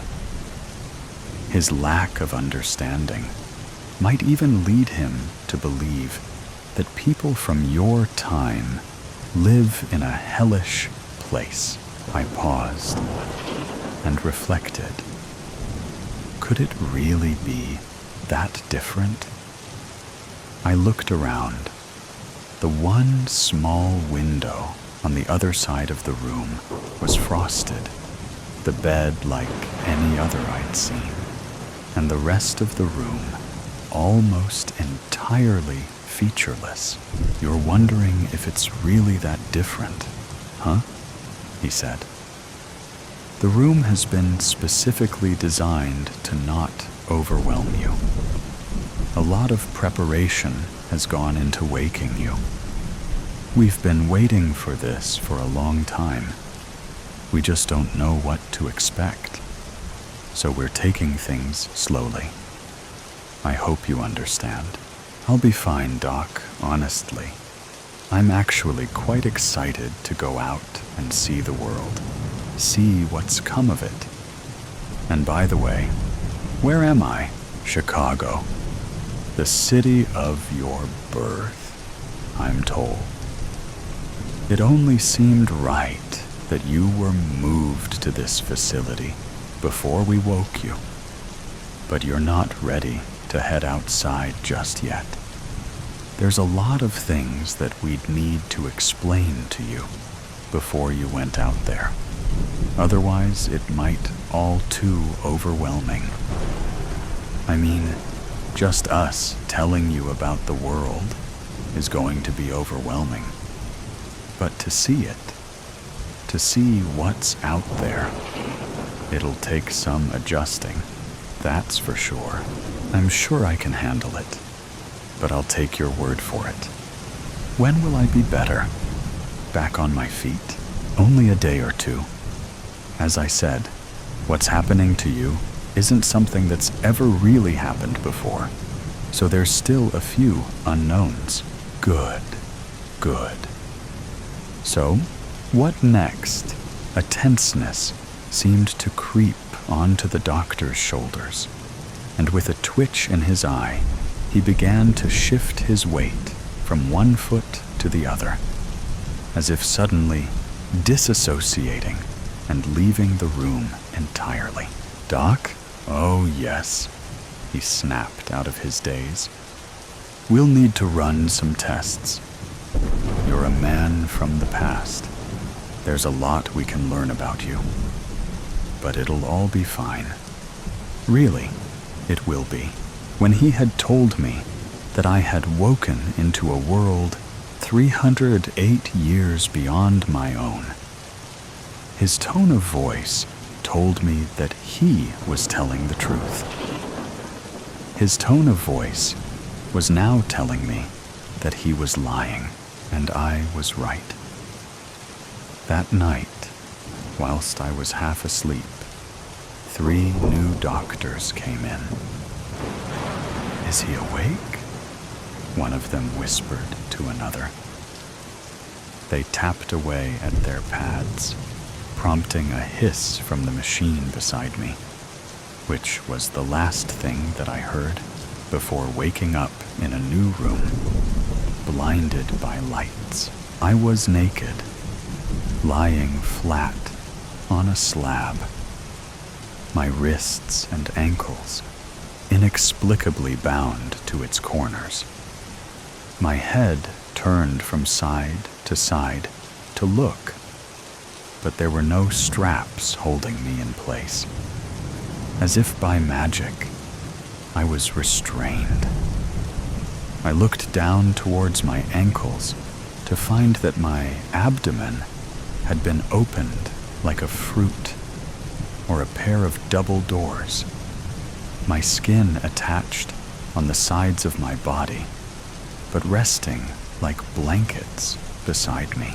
A machine hovered above me, metal instruments dangling towards the undulating yellow and pink of my innards.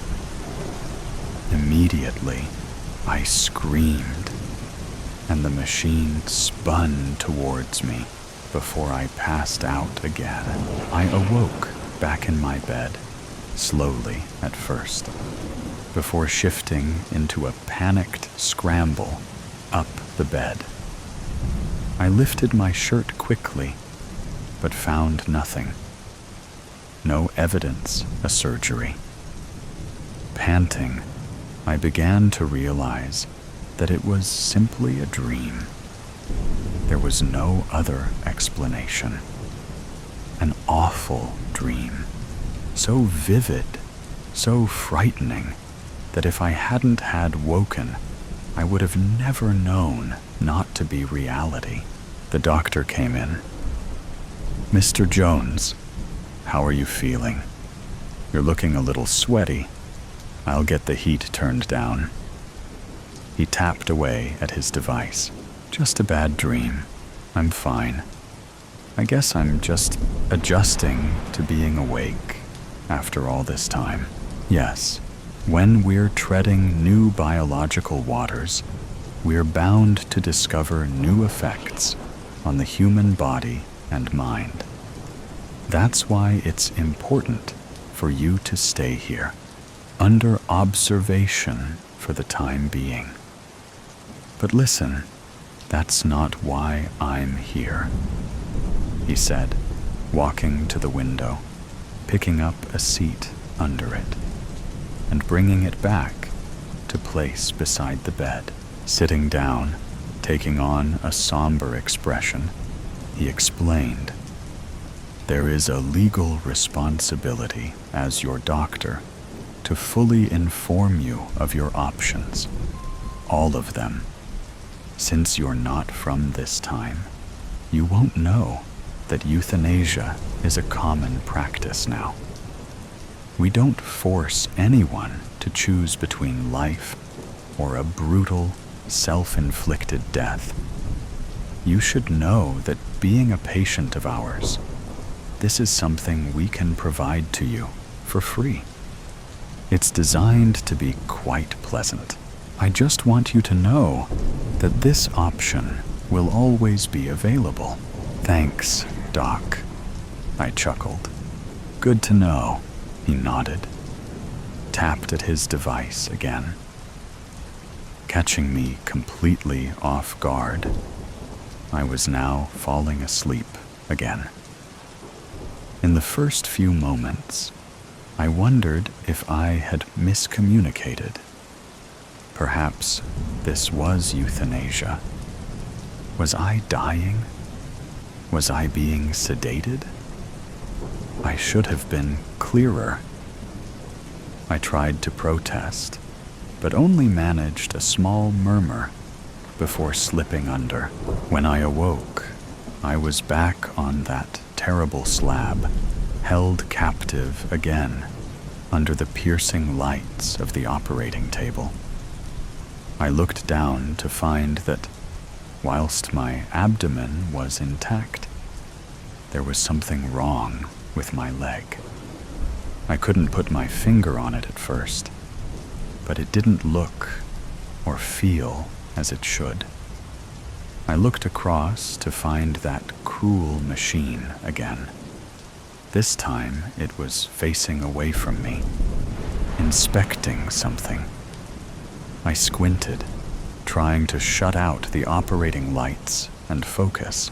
It was holding something. A stick. Something white, slightly yellowish. It spun around and zipped back to hover over me again, obscuring the view of my strange leg.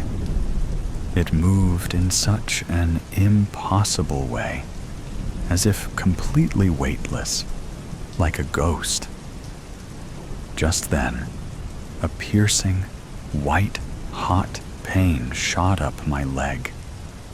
My muscles seized up, turning to stone, as pain flooded and swelled into every fiber of tissue.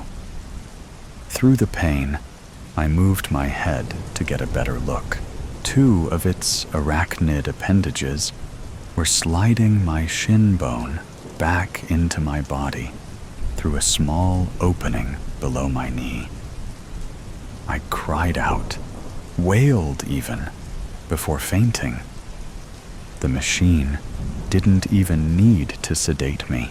Waking once more, back in my bed, I pulled up my linen trouser leg. Nothing. I sigh, adjusting myself back into bed, the image of the machine still bright in my mind. I felt almost embarrassed to have dreamt something so unrealistic, so childish. It was made of a black metal, the deepest black, whilst at the same time being as shiny as a serving spoon. Its body was spherical, with a number of appendages hanging down below it, like the legs of a bug or an arachnid. At the end of each of them, some kind of tool or device, blades, rods, syringes. And when it had turned to me, I had seen that a part of its spherical surface was in fact a tinted glass, a glint of light revealing a large lens behind it.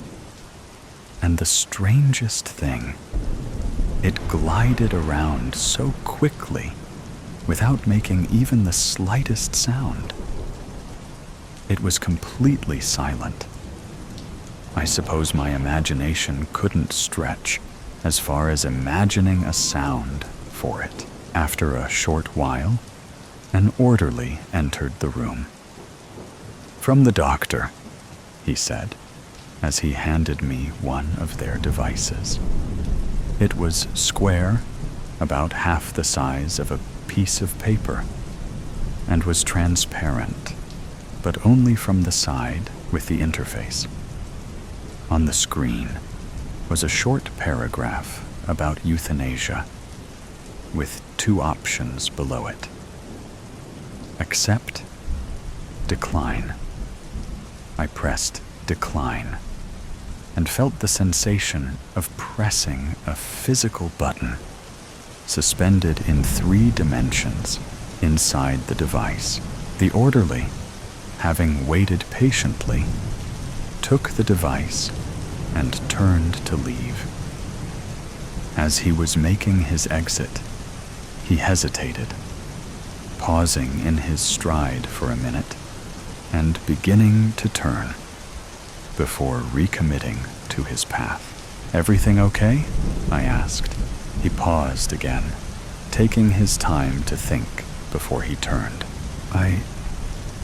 I'm sorry," he said, visibly nervous. He was small, childlike, no older than 20. "I've heard so much about you, and to see you here, I can't believe it. I studied about you." "You're really from the 2040s? I nodded, smiling like a wise old monk. "So, what was it like? The past? Was it like they say?" "Well, what do they say?" "They say it was good. A simple way of living. The birth of technology, the information era. I can't imagine what it was like." "Yeah, it was good. I miss it a lot. If only I knew what this world was like, I would have some point of reference to describe my own time to him." It sure didn't feel simple at the time, but maybe stuff got even more complicated since then. His eye twitched as I said this, an indecipherable emotion sweeping across his face, just like the doctor's had. "Yeah," he said. "Yeah, I guess." With that, he left the room without another word. I spent the remainder of the day thinking about the outside world. What could possibly be so overwhelming for me?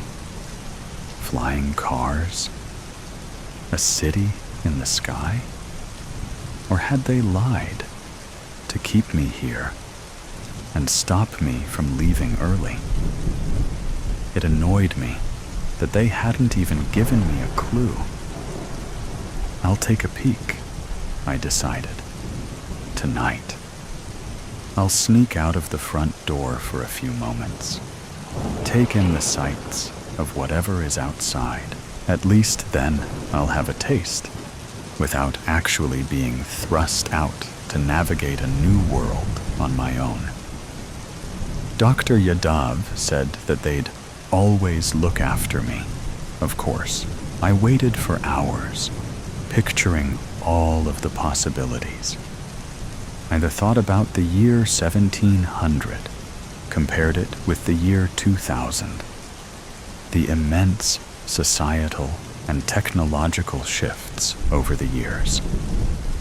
Could it really be the same degree of change?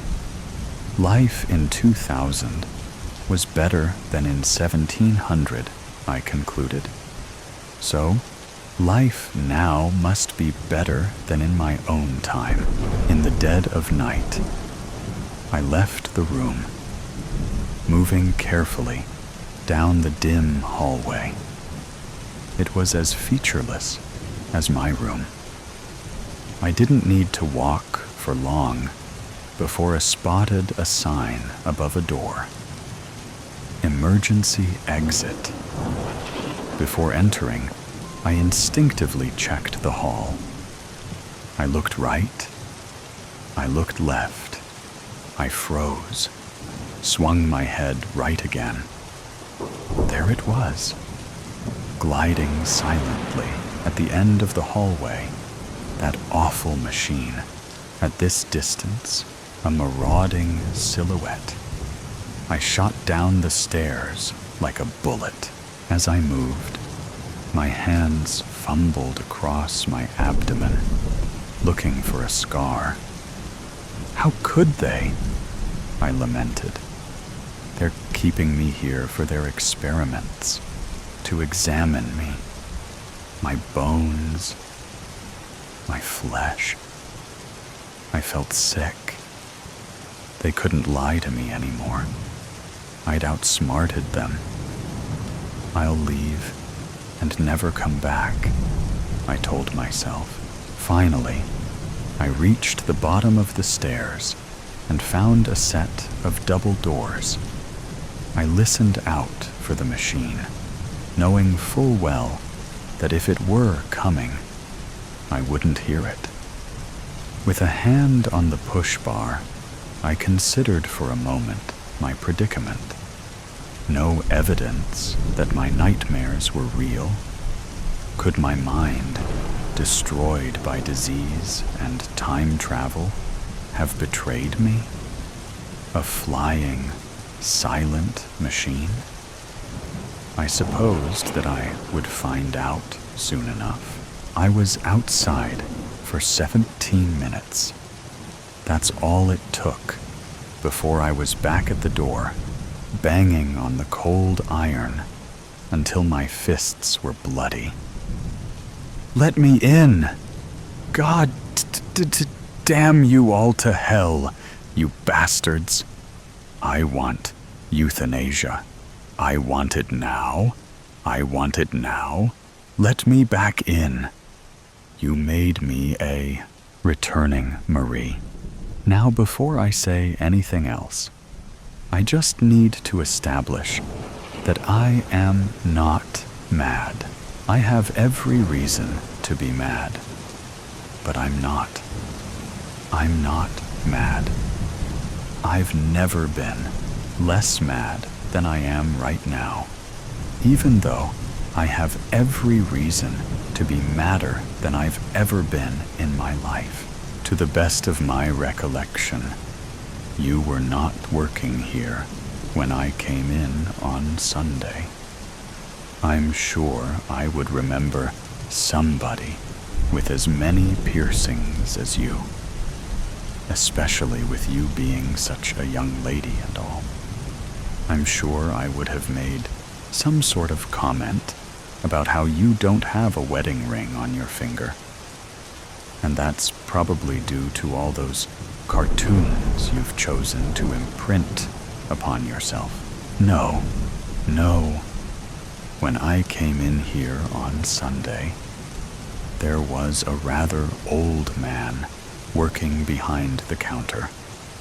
I told him I was looking for a rug because my mother-in-law is coming to town, and whenever she comes over, she expects me to put out all the gifts she's gotten me over the years. 18 years of marriage, and she expects to see everything she's ever bought as though my home is some sort of Daphne Rubite Museum. That's her name. Daphne Rubite. She tells me it's Latin, but who knows? The woman lies about everything. Why should her name be any different?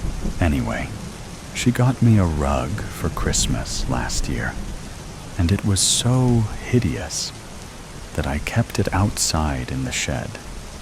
But when I sent my husband, Griff, to go fetch it so we could display the awful thing, he said, it appeared somebody had broken into the shed and stolen it. Do you believe that? Somebody actually wanted that disgusting rug so much they committed a crime in order to have it. Not that there's much in that shed worth anything, but even the bags of dirt would have been a better choice. My word, I came in here on Sunday because I was looking for a rug that appeared similar to the ugly rug that was stolen. But despite this, allegedly being an antique store, you do not sell rugs here. I believe I filed a formal complaint in that little suggestion box you have at the front, but I haven't heard any response yet. We can circle back to that later. When I expressed my disappointment to the old man working here at the counter, he offered to give me a discount on what he described as a rather interesting mirror. He went into the back of the store and came back with the item. I found it to be a bit too ornate for my taste. It was imitation gold, and the glass had several scratches on it. I told the old man that a discount would not suffice for a damaged object, but that I would accept it as a gift from the store, since I found it so unprofessional of him not to offer unattractive rugs. He took a moment, looked at the mirror, and then agreed to give it to me gratis. The old man did not put up much of a fight, and I suppose I should have taken that as a sign that something was amiss. When I got the mirror home, I had absolutely no desire to ever look at it again. The only reason I took it was because I never turned down a deal, and there is no better deal than free. I decided to deposit it in my daughter's room. Riva is 15, and as such, she believes she has impeccable taste, when in fact, she has no taste whatsoever. She was quite stunned when I showed her the mirror. It's unusual for me to give her gifts, even on her birthday, when I usually donate money to a charity in her name. She took to the mirror immediately, and Griff did his best to hang it in her room, without putting holes in every wall.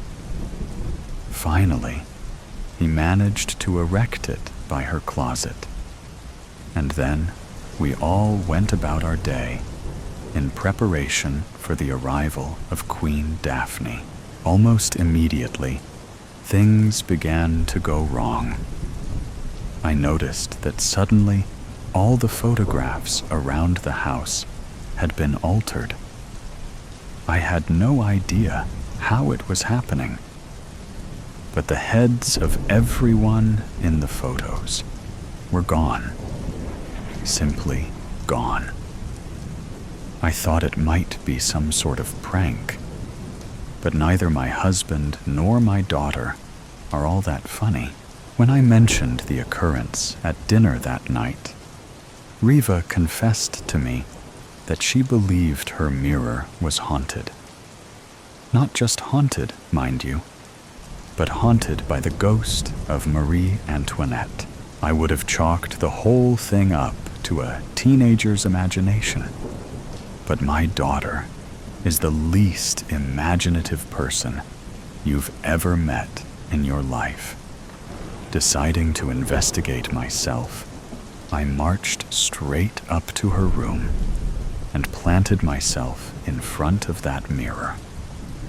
Sure enough, after only a moment or two, there she was, Reine de France, herself. She had her head, but there was a minor scar around her neck, and she was holding the most adorable little dog.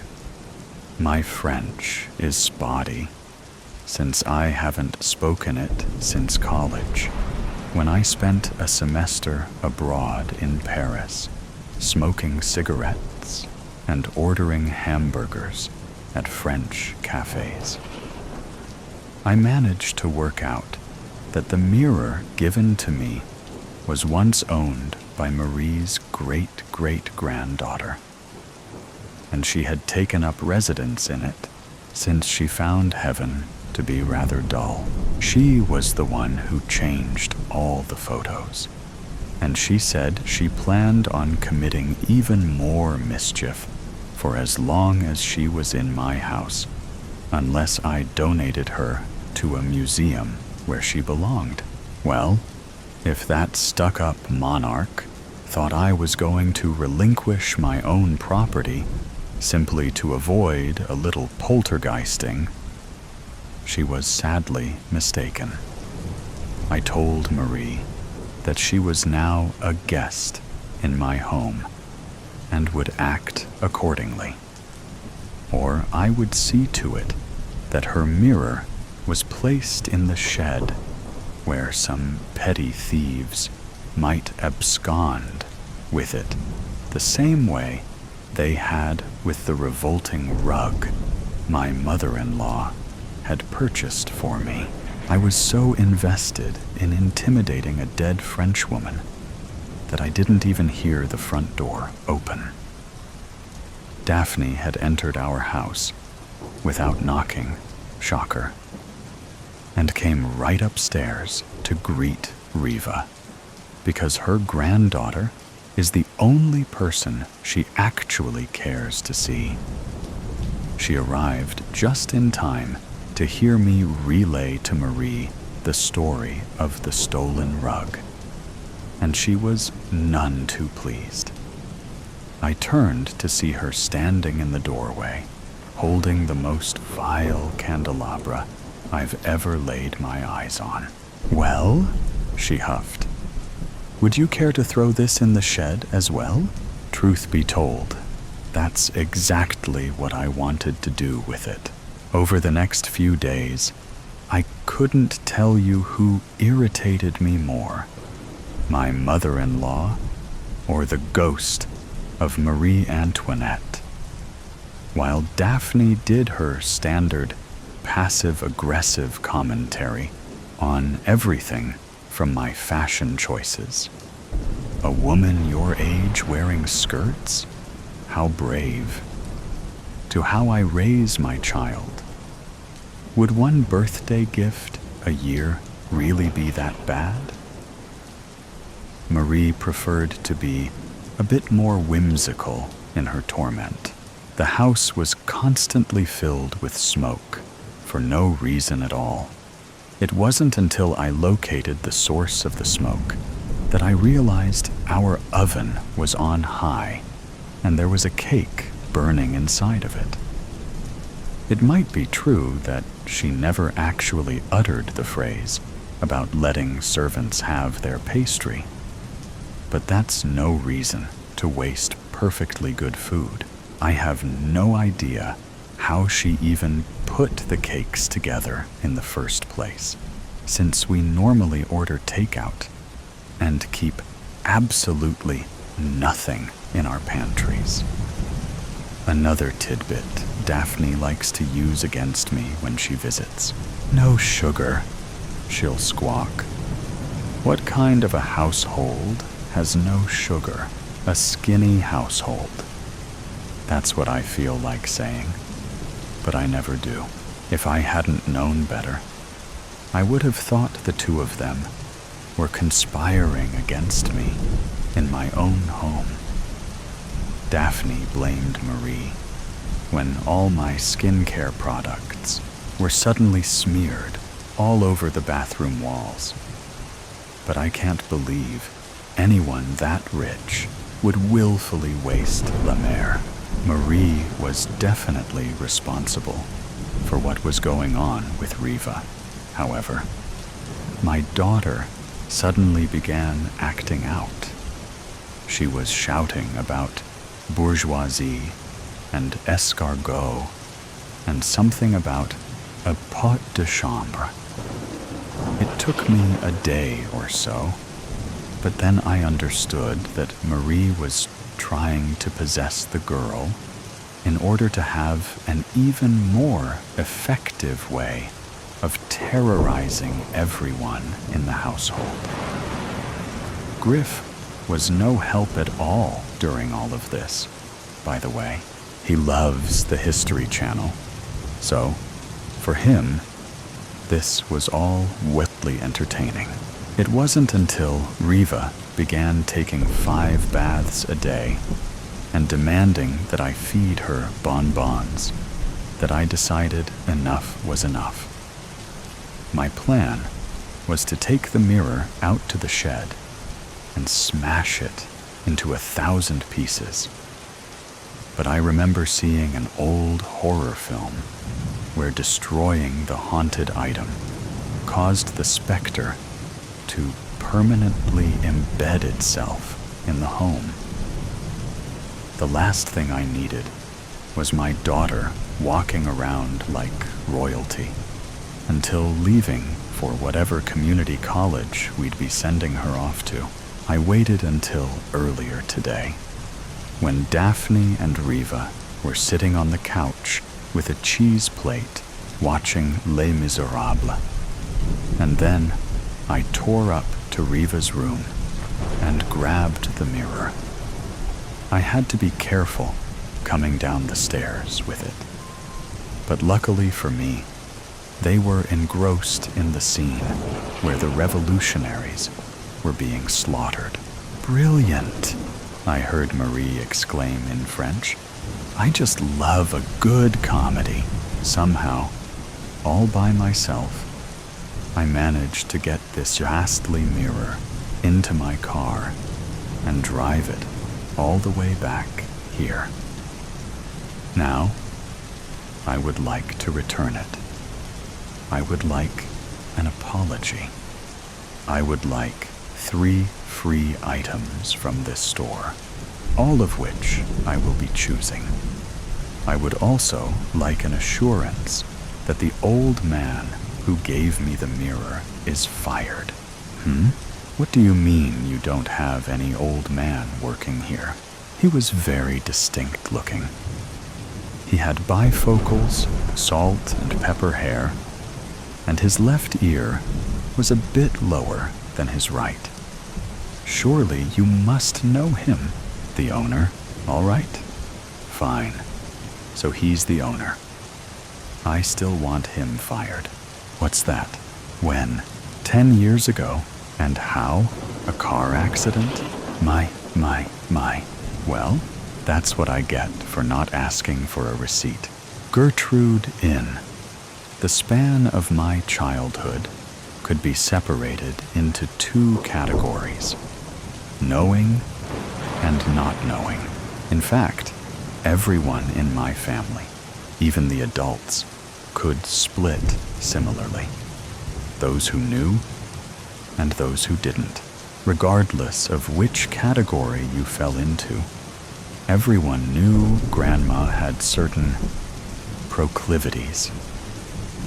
It was an unspoken thing, yet you felt how heavily it threaded into every conversation and side comment at family gatherings.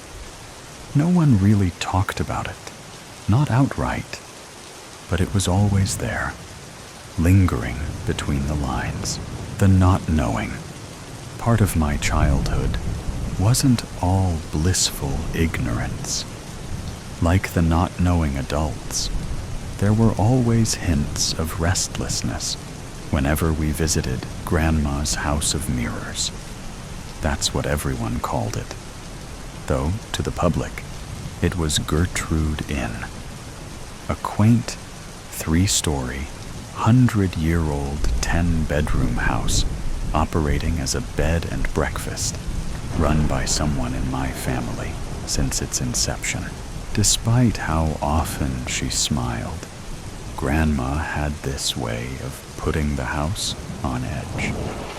In a way, the inn was a reflection of her, aged, unique, beautiful, but full of secrets. Everyone walked on eggshells around her, though I'd never witnessed her so much as raise her voice. She smiled warmly, yet her eyes held a cold indifference that felt like she was seeing right through you, guts and all.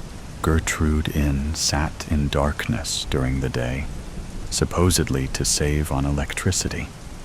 One single window and a shining beam of light brightened the winding corridors on each of the second and third floors. Those single sun rays felt so lively compared to all the shadows, with dust particles dancing in the warmth. My cousins used to make a game of only trying to walk in the sun, lest your legs get snatched by some faceless monster in the dark. There was some speculation that Gertrude Inn was haunted. Creaking floors and dim lighting aside, people reported strange sounds at all hours. Some guests even claimed to see ghosts. The inn had its own cult following amongst supernatural enthusiasts who shared photos of specter light orbs and ghostly apparitions of small girls and old ladies online, because the old lady ghosts looked eerily similar to Grandma. It was widely accepted that it must have been the ghost of a woman in our family tree. But the thing that really made Gertrude Inn feel like a horror movie set was the mirrors. My great-grandfather built them, and over the last 100 years, the walls became filled, nearly every clean inch coated in aluminum reflection. That single sun ray from those lone windows on each floor bounced about, decorating the halls in a disorienting, masking glow. Around the time when I transitioned from not knowing to knowing, I gained a unique fascination with the mirrors. My cousins, aunts, and uncles liked to pretend they didn't exist.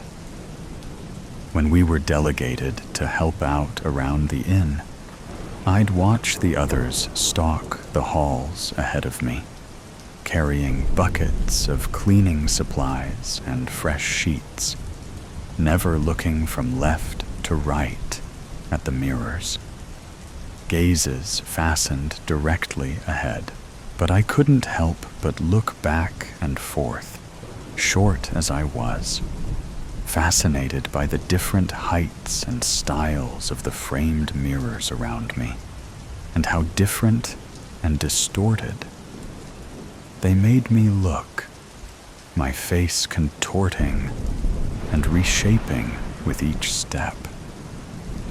I liked to take my time in each bedroom when I cleaned, those walls equally covered in mirrors, making faces at myself and imagining someone else staring back at me.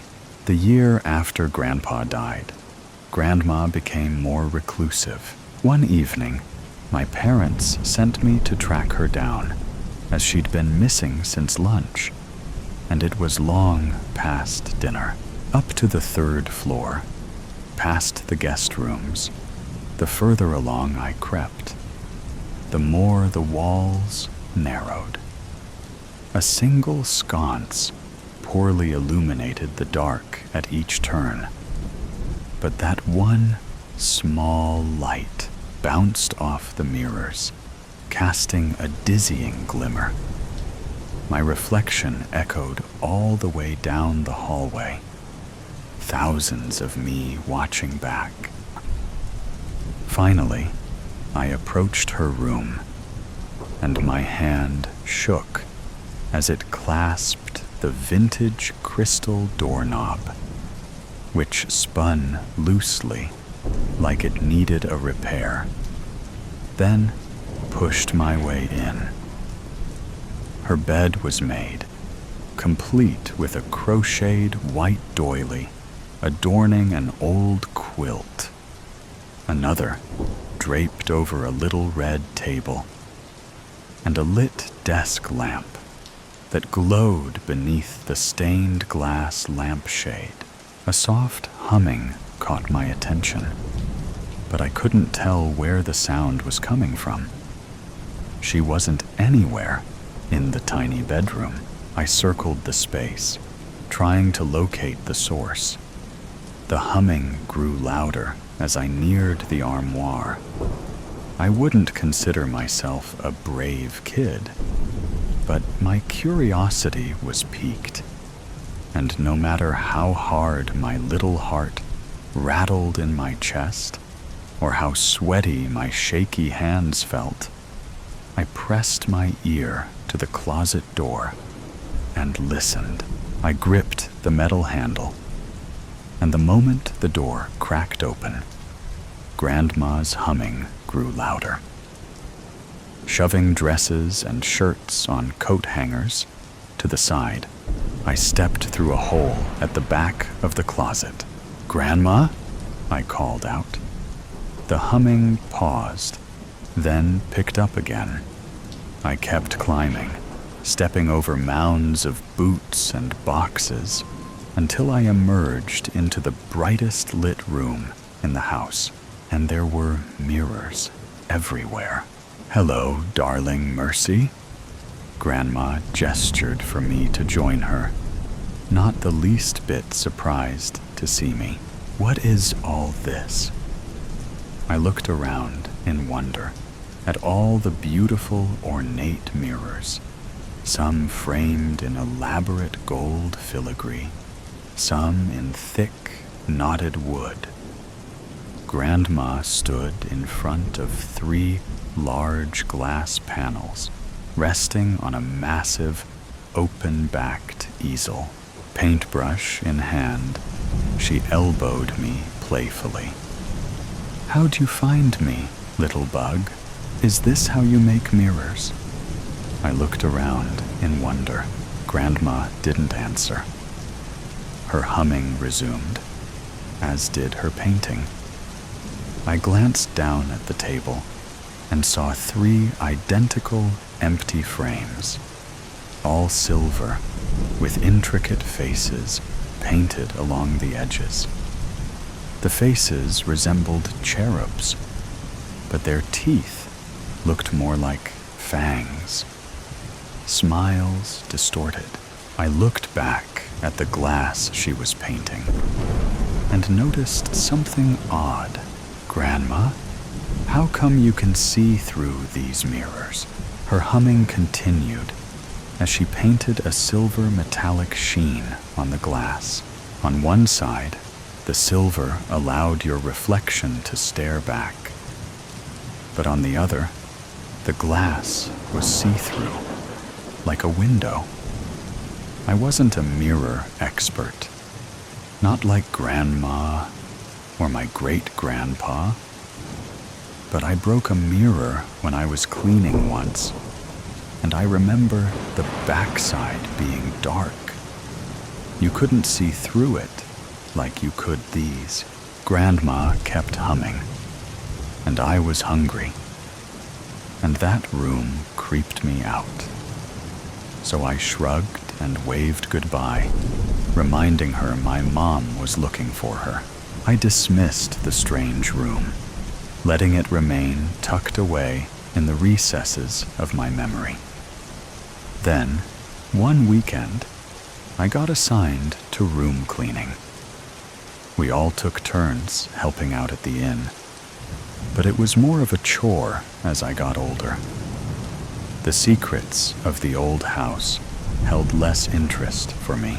That is until I took a bottle of Windex into a room on the 2nd floor, spraying down one of the many mirrors, and I recognized the silver metal frame, intricately painted cherubs with fang-like teeth and distorted smiles staring back at me, the one-way mirrors. I tried to pull the mirror off the wall, to look behind it, but was surprised to find it securely stuck. No matter how hard I tried to pull it off, it wouldn't budge. A cold chill ran down my spine as I recalled the secret room. That was when I realized there were two kinds of people in this family: those who knew and those who didn't. Grandma passed away a couple of years later, but still, I kept her secrets.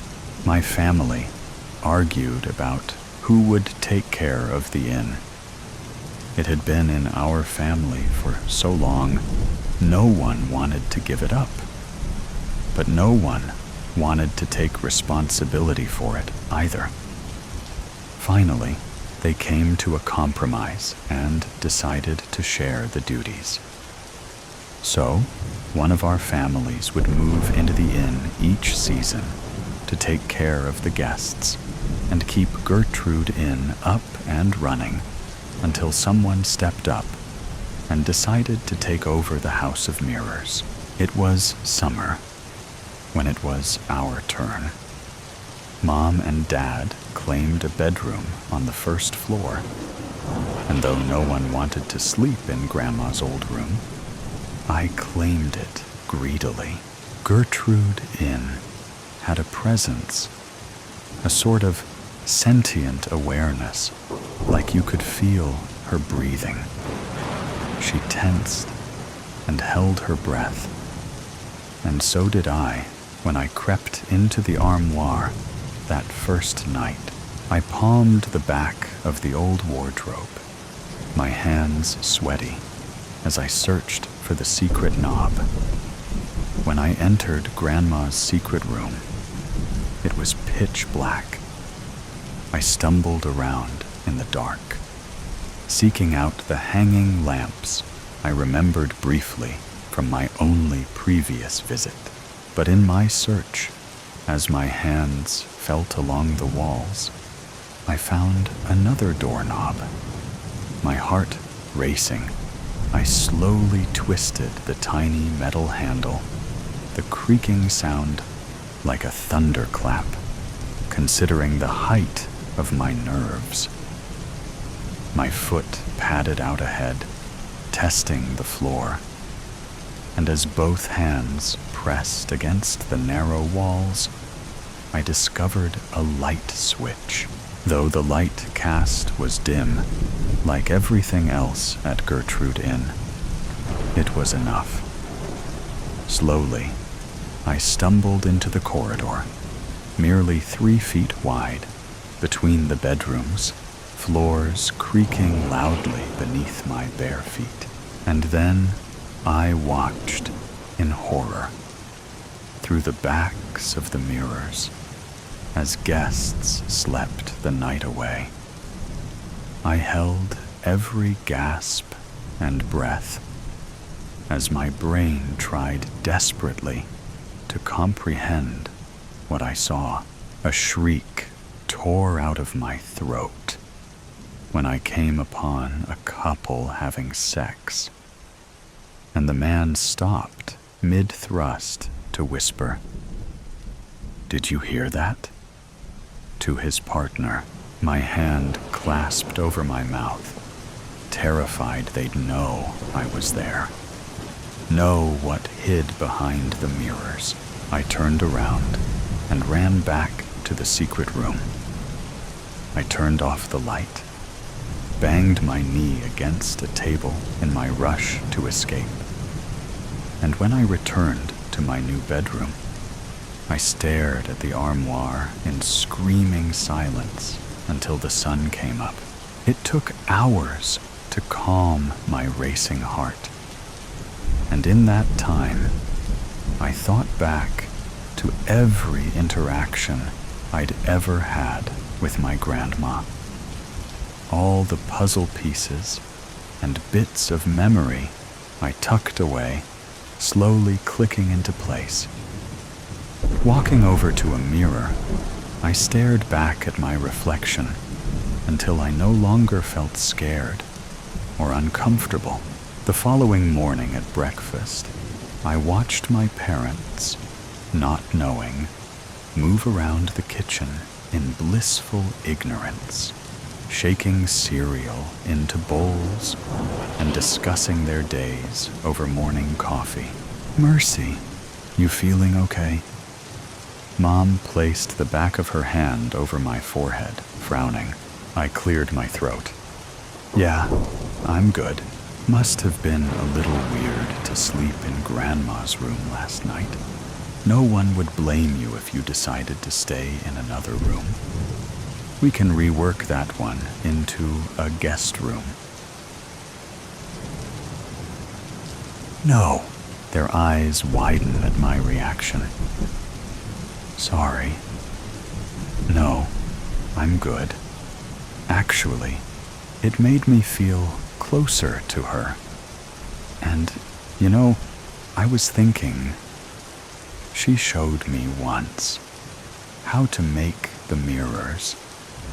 I think I'd like to take it over. Learn the family business." I shrugged and dug my spoon into the milky cereal, ignoring my parents' tight smiles. They don't want me to become like Grandma, even if they don't know precisely why. What I do know is that Gertrude Inn breathes for me, and I'll keep her secrets, maybe make a few of my own. Remake. Chelsea Bonifade was a dirty blonde, hazel-eyed, nervous wreck. There was no Shakespearean way to put it. A sneeze had the girl run for cover, like a live grenade was tossed in her direction. She found solace in books, and yet she would see a library as too crowded for her comfort. If being an introvert could be mathematically cubed in real life, it would be her. A hall of mirrors stood before her, each one illuminated by a light inserted into the ceiling. At the behest of her date, promising that this would help with her anxiety and nervousness, she walked through the doorway and started her navigation, reflecting on not just the images before her, but on her memories of the past few weeks. For some reason, Tony Palmer had chosen her over all the other girls.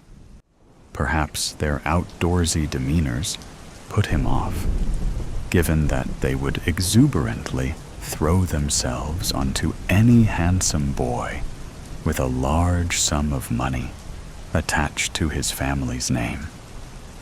Or it could just be a personal preference. Chelsea never saw herself vainly, plainly applying a basic touch of makeup upon her visage before leaving her home to traverse the routine grounds of the school. It was during a day of taking her lunch out to the grounds that she actually bumped into Tony, her lunch meeting his shirt and adding more starch to it than what had been previously applied. He laughed the event off, but Chelsea was surprisingly insistent on washing out her mess. If anyone else found out about this at school, she couldn't bear to show her face around anymore. As for Tony, he had been with her for almost a month, exercising the second most important virtue of any relationship, which is patience, even when she was ready to give up on the relationship. He would counsel her, asking her to give it a little more time. There must be a way for them to connect. Somehow, he told her, he had to bring out that more outgoing part of Chelsea. A carnival arrived in town during the fall, giving an opportunity to both. Chelsea never went to any event and hesitated in reluctance, but Tony insisted, pursuing this issue with the reason being that this could change her. Soon, she said yes. Tony meant well, she thought, as she stepped between the frames, and after gently bumping into a glass wall and gasping, she felt around and found an empty space on her left, which she turned and followed.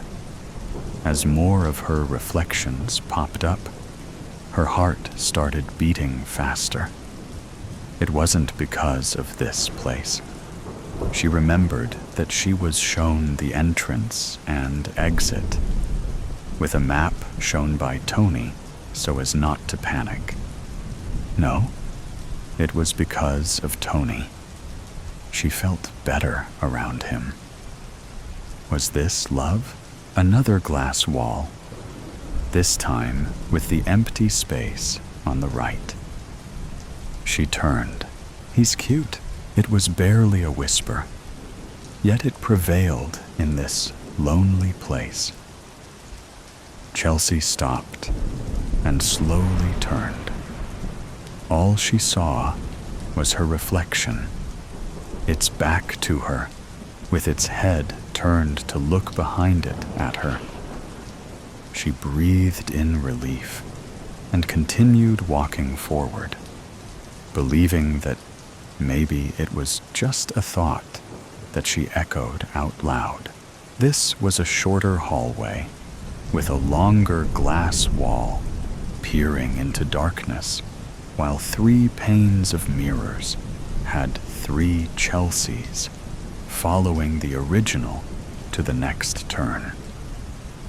Another left, and as she was rounding the corner, she noticed that one of the reflections delayed.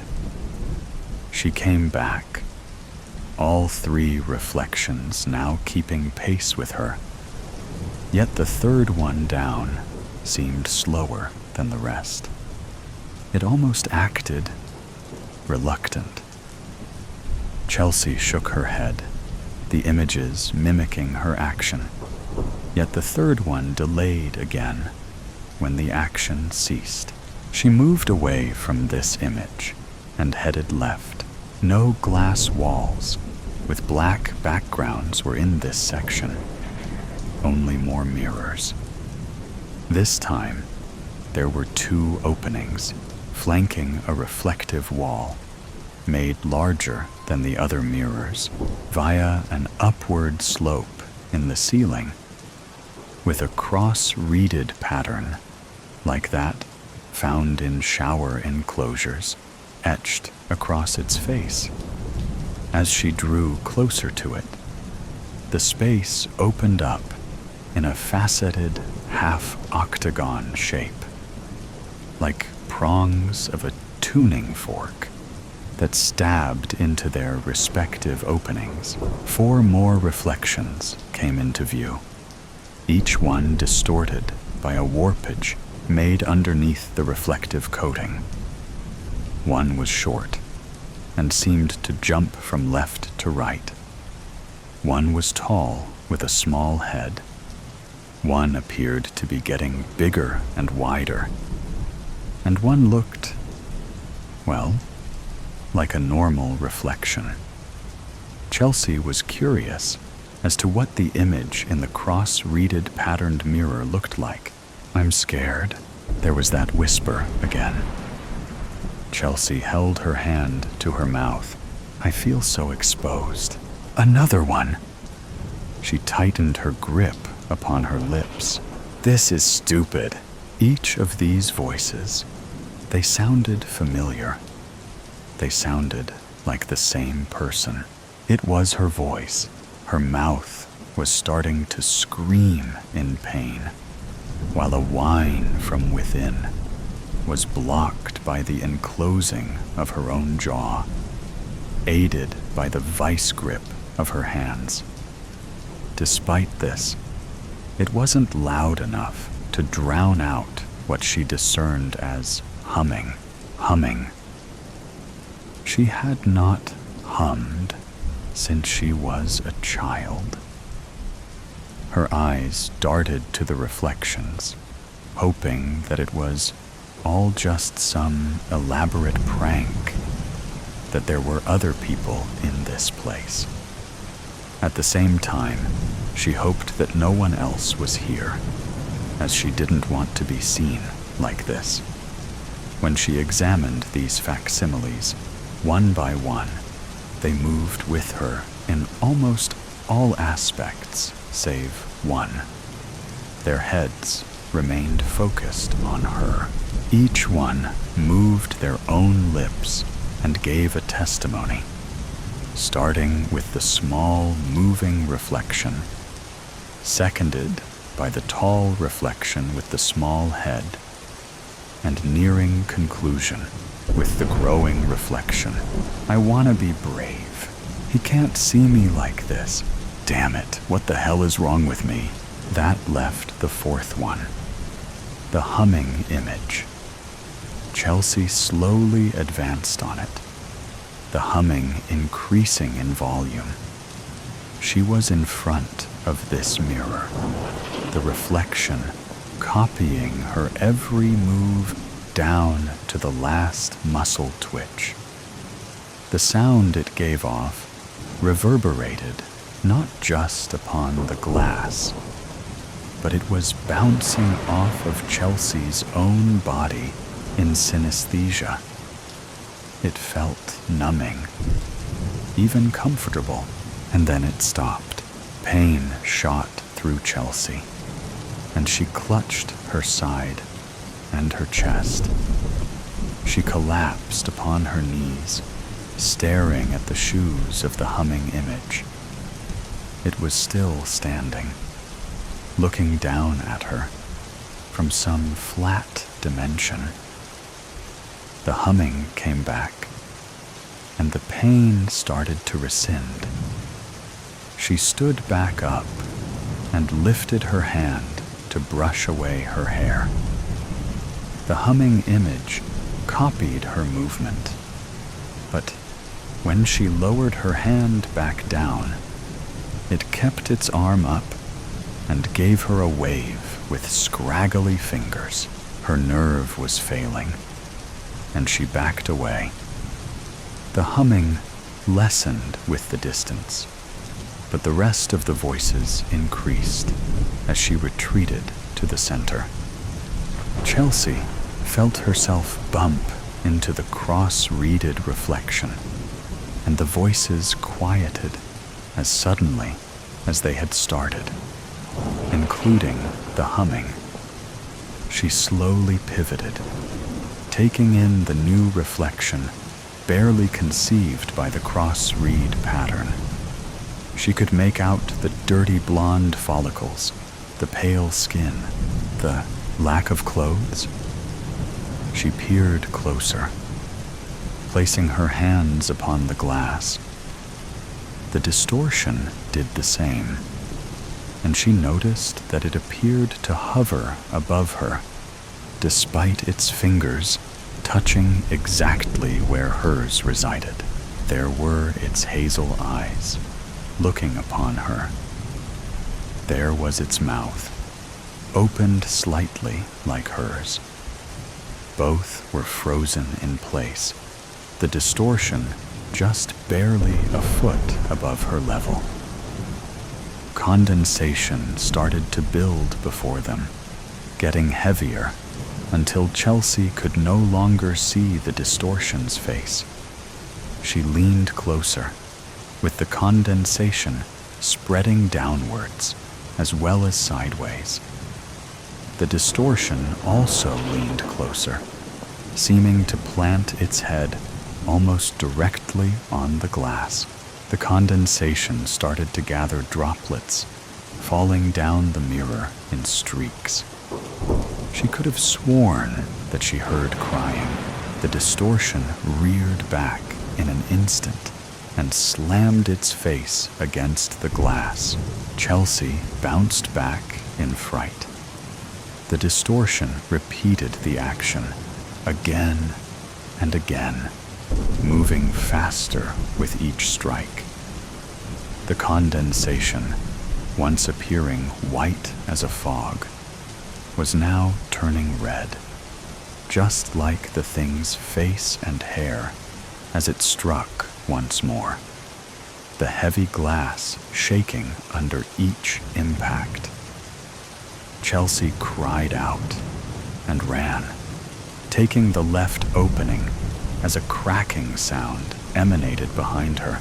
More mirrors, more distortions, left, right, blackened glass, opening, and Chelsea clutching her chest once more as that pain returned. "Where's the end?" she called out. "Tony, someone, please." Now her head started to throb as tears streamed down her own face. The room seemed to spin. Nausea was seizing her, and she braced herself. Somewhere, close by, she could smell something familiar. Cotton candy, caramel apples, the moisture of a cooling atmosphere. She was close. She knew it. She felt against the mirrors, the twisted apparitions also reaching back for her. Another left, and she finally saw it. Just around the last corner, the exit was revealed perpendicular to the last mirror. Something dripped past her right eye and hit the floor. She took it as a tear and moved closer to the final stretch. Another sound of dripping liquid was heard near her left side, followed by another and another. And she looked down, illuminated by the last 3 lights before the exit. There was a growing dark splotch on the floor. She looked up, being greeted only by the dark gray ceiling and the final mirror. More drips. Confused, she brushed her hand through her hair, feeling something wet upon her scalp. She pulled her hand back before her eyes. Red. Blood? She sniffed it. But there was no metallic aroma. In fact, it smelled nice, like freshly shampooed hair. She felt around her head again. More red. This made no sense. She turned to the final mirror. The sight of her blonde hair, broken in so many places, with splotches of red, ramped up the already rapid drumming of her heart.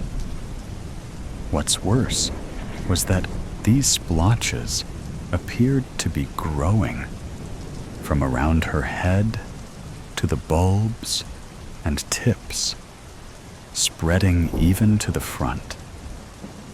She reached up and grabbed her bangs, her morphing reflection doing the same. Pulling her hair close to her eye, she could see that it was still dirty blonde.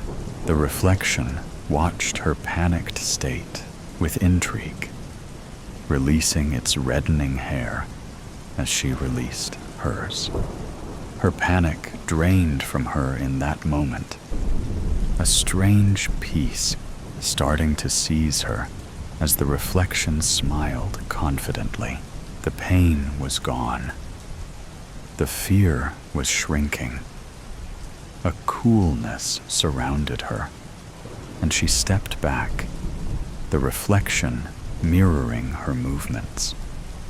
She turned to look at her exit, just as this strange doppelganger looked out hers. They exchanged a glance one last time. Then they both moved to the threshold. Satchly. Fane Bode walked out of the Hall of Mirrors, meeting Tony on the grass and kissing him on the lips. He pulled away, surprised at the sudden change in this young woman. "Hey babe, did you change your hair in the halls?" She smiled at him and caressed her auburn locks. "Yep. And then some, every last drop." I enter Red Square from the south side. It's late. There's no one else around. My footfalls echo across the bricks. Then I spot him, a slender figure beneath one of the cherry trees outside Drake Hall. Silvery white hair pulled back in a ponytail. Black gloves, combat boots, a wool trench coat, the preferred attire of all psychopaths. I reach into my purse. In the next instant, he is standing right beside me. "Excuse me, miss." I pepper spray him in the face. He takes it stoically, with little more than a wince. I empty the entire can, but he just stands there, squinching like it's nothing but tepid water. Then he wipes his obsidian eyes clean with his gloved fingertips. I suppose I deserve that. I forget how fast we seem to you. Forgive me. I mean no harm. I will scream. "You're Anika Chande, yes? From the physics department?" "Doctor," I say by reflex, sounding breathless. "Who are you? Or what?" "Dr. Chande, forgive me," he repeats, extending a hand. "My name is Sasha Volkov. I've read your books and all the papers you've published. Your work with photons is nothing short of brilliant. No pun intended." "Thank you," I say flatly. I don't believe in auras, but if I did, his would be ice cold. I decline his handshake. I don't want my blood to crystallize in my veins. "I'm hoping you will help me," he continues. "You are perhaps the only one who can." "I don't think so." His pencil-thin eyebrows pin together. "You don't understand." "No, you don't understand. You don't warp 15 yards across a plaza in the blink of an eye, demonstrate a superhuman immunity to capsaicin, and then ask for a favor. I see you're sporting a nice pair of fangs as well. That's very cute. Am I being punked?" "No, ma'am." He pulls a handkerchief out of his coat and mops his face with it. "Although I have been told I look like Slavic Ashton Kutcher, I'm calling the campus police. Please, hear me out. Look, I'll show you." He walks into a beam of moonlight and vanishes. Not entirely. His outfit is still visible, but there's no one inside it. I start to deliver on my promise to scream, but the sound catches in my throat. The ludicrousness of the sight, the sheer improbability.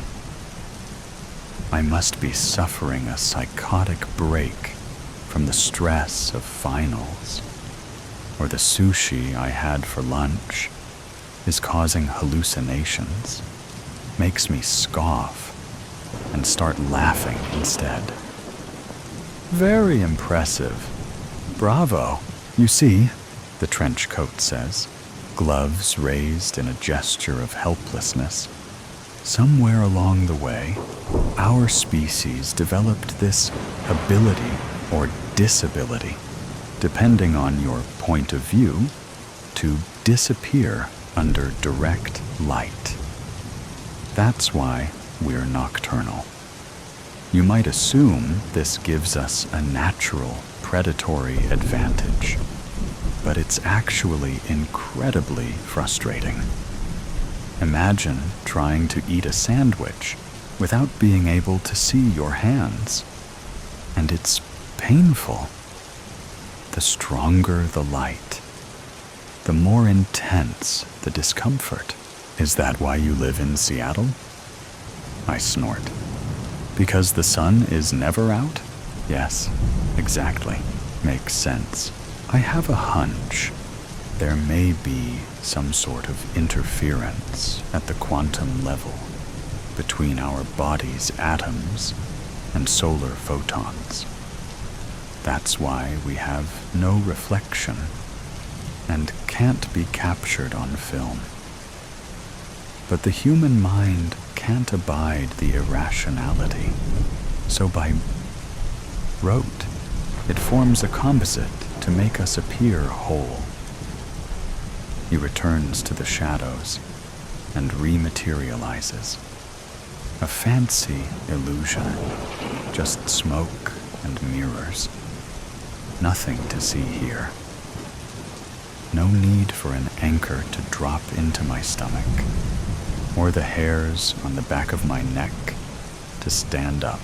Nature had to find some way of keeping us in check, or we would have rendered you extinct by now. What do you want? I ask, wishing my voice didn't make me sound so fragile, so human. There was an article about you in the school newsletter recently. Thanks to a generous donation from someone who wished to remain anonymous, your lab was able to get a new quantum camera and an entangled photon detector. Volkov grins, his cobra-like fangs glistening even in the dark. I am that mysterious benefactor, and I want you to take my picture. Please stop messing with me. This really isn't funny at all. I'm quite serious, actually.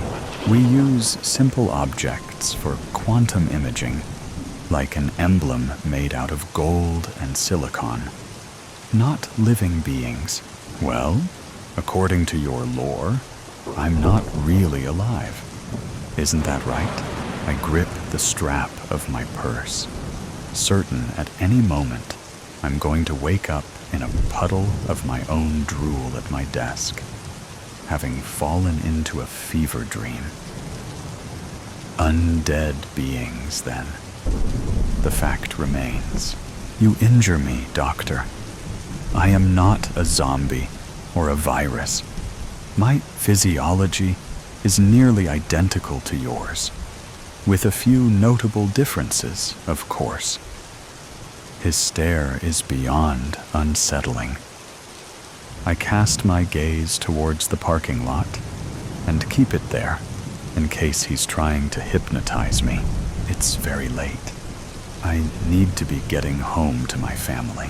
He pretends not to hear me and carries on. I understand there may be challenges. That's why I'm asking you. You're the only one who can rise to the task. Mr. Volkov, whomever or whatever you are, I suggest you learn to take no for an answer. The first time, not the second or third or fourth. I stride away, making sure to keep my head held high, projecting indifference. "Oh, come now," he says, voice dropping to an impossibly low pitch. "I could just compel you to do it, but I'd rather you choose. This is an exciting opportunity for us both." My legs grow heavy. Against my will? How is he doing that? I stop in my tracks, my heartbeat rising rapidly into my throat. A mysterious gravity pulls me back in his direction, like my subconscious has staged a coup. I swallow against the growing certainty that this is actually happening. Only a monster would fail to see the false dichotomy of his proposal. All right then. Fine. In the lab, I keep the overhead lights off. The light from the monitors will have to suffice. As soon as we're inside, Volkov makes a beeline for the oversized Faraday cage one of my students built as part of her thesis. Like he knew it would be here, waiting for him. "What material is this lined with?" he asks through the open door. "Aluminum foil." "Ah, why? Worried it was silver?" The muscles of his jaw twitch. "No, that's another myth. Along with aversion to the crucifix, garlic, and wooden stakes. Nothing but superstitious nonsense, which, if I'm honest, I find rather insulting." "I see. It's going to take a while to get everything prepared." "I can wait," I hear him say, except his lips didn't move. Much like your ascetic monks, we are capable of remaining motionless for protracted periods of time. Even when speaking into my mind, he sounds like a robot. "Stop that. I don't like it. It's invasive.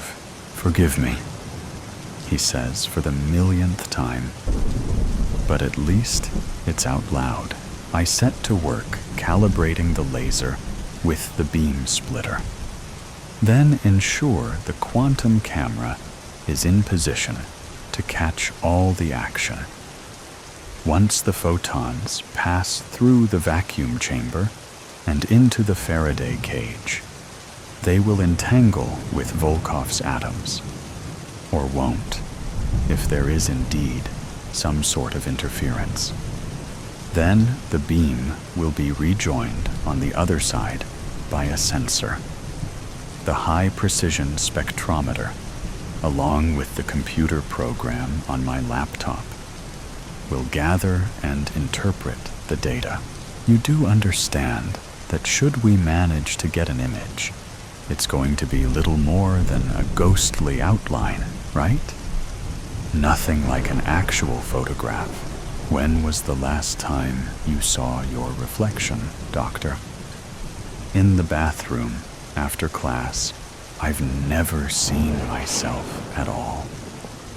Not in the surface of a lake, nor the glint of an eye, nor a darkened pane of glass. You cannot cast a shadow if you are never in the sun. I've commissioned sketches and paintings, of course, but it isn't the same, is it? I've never seen a real, tangible image of Sasha Volkov. He pauses. Because he's so still, I can't tell if he's battling with something or just going dormant. Can you imagine how that feels? To have so little confirmation of your very existence? I mean, I teach for a living. I shrug. I wonder how many people he's fed on. How many pints of blood he's drank. Thousands. he says, reading my thoughts again. Why is that relevant? I asked you not to do that. I can't help it. It's like asking me to ignore a blaring car alarm. If you want my help, then you can try. He doesn't move. Yet I feel his irritation growing, as though he's funneling his feelings directly into me. How many animals have you consumed in your lifetime? How many cows, chickens, fish? I'm vegan. Have been since 2006. Figured you would know that. The point is, you don't think of your food in those terms. Would you castigate a lion for feasting on a lamb? It is the way of things. We have been with you since the beginning, in the shade of your monuments, co-evolving. Nature designed us for a singular purpose, to cull the human herd. But as you can see, we're doing a piss-poor job of it. There's more of you than ever. In a surprising, potentially deceptive twist, I feel his emotions sink into self-pity, like he believes, ultimately, it is he who is the victim. Aren't your kind just humans who've been bitten and turned? Like Lestat and Lewis, his irritation blooms into full-blown disgust. Ridiculous. Can you turn a chimpanzee into a Homo sapiens? We reproduce the same way you mammals do, via fornication and pregnancy. We are warm-blooded, after all. It's just not our blood. It doesn't originate from our bone marrow. His anger cools a few degrees, and he adds, I have never been human, but I have lived. I have seen wonders and horrors you cannot begin to fathom. We have our own society, tucked away in the nooks and crannies of yours. Our own ambitions, too. Glad for the change of subject, I announce. We are ready to run our first trial. Please stop talking now and remain stationary. Volkov shuts the door and settles in. I click on the laser. The beam is split and sent into the cage. The hum of the machinery comforts me, brings to mind the many students who've used it to embark on their first voyage into the realm of the subatomic. The inevitable look of rapture when they finally see the particles they've spent so long reading about. In the midst of this rumination, I realize it's providing a kind of psychic cover. My subject is occupied, the grip of his influence weakened. I slip a ballpoint pen into the pocket of my blazer and pray he doesn't notice. We run 6 trials in total. The whole process takes a little over 2 hours. Once it's finished, I take a screenshot of the results and send it to the printer in my office. Volkov exits the cage and joins me, and once it's printed, I hand him the copy. He accepts it like it's his birth certificate. Like I said, pretty grainy, but it worked, he murmurs. His fingers trace over the grayscale form, caressing it. He is totally transfixed. I feel his heady mixture of elation and awe, the vanity that coils around his heart like a serpent. It's me, he whispers. You got what you came for. I need to get going now. My family will be worried. Volkov gives me the side eye. Surely you know by now that lying to me is pointless. I don't know what you mean. If I don't get home soon, You live alone, Doctor. Have since your breakup with Paul. You don't own any pets. Nothing that depends on you for its survival. Not so much as a cactus. Your younger sister calls to check up on you every so often, but not often enough. He sounds bored with the subject, preferring to pore over the printout with the intensity of an art appraiser. Is there anything else your system picked up on? I push aside the sense of betrayal and shake my head. The emissions analysis produced a string of errors. That would seem to confirm your hypothesis of some kind of interference, as no entanglement occurred in any of the 6 runs. But it would take a much more thorough experiment to isolate the actual cause of that interference. I see, he says, licking his chops. No matter. Still a tremendous success. Unable to help myself, I blurt out, "Are you going to kill me now?" He blanches. He's probably manipulating me, but I can feel the sting of hurt feelings in his chest. Of course not, Doctor. You have me all wrong. He clutches the printout in both hands and peers around the lab, taking it all in. I want you to study me further. Enlist the help of others, if need be. People we can trust to test my DNA and take blood samples. Think about it. If we can produce more results like this, you can publish them. These findings will fundamentally alter the world's understanding of biology and quantum mechanics. And what might that do for your career? When I don't say anything, he continues, it's time Homo sapiens learned they are not so alone as they imagine.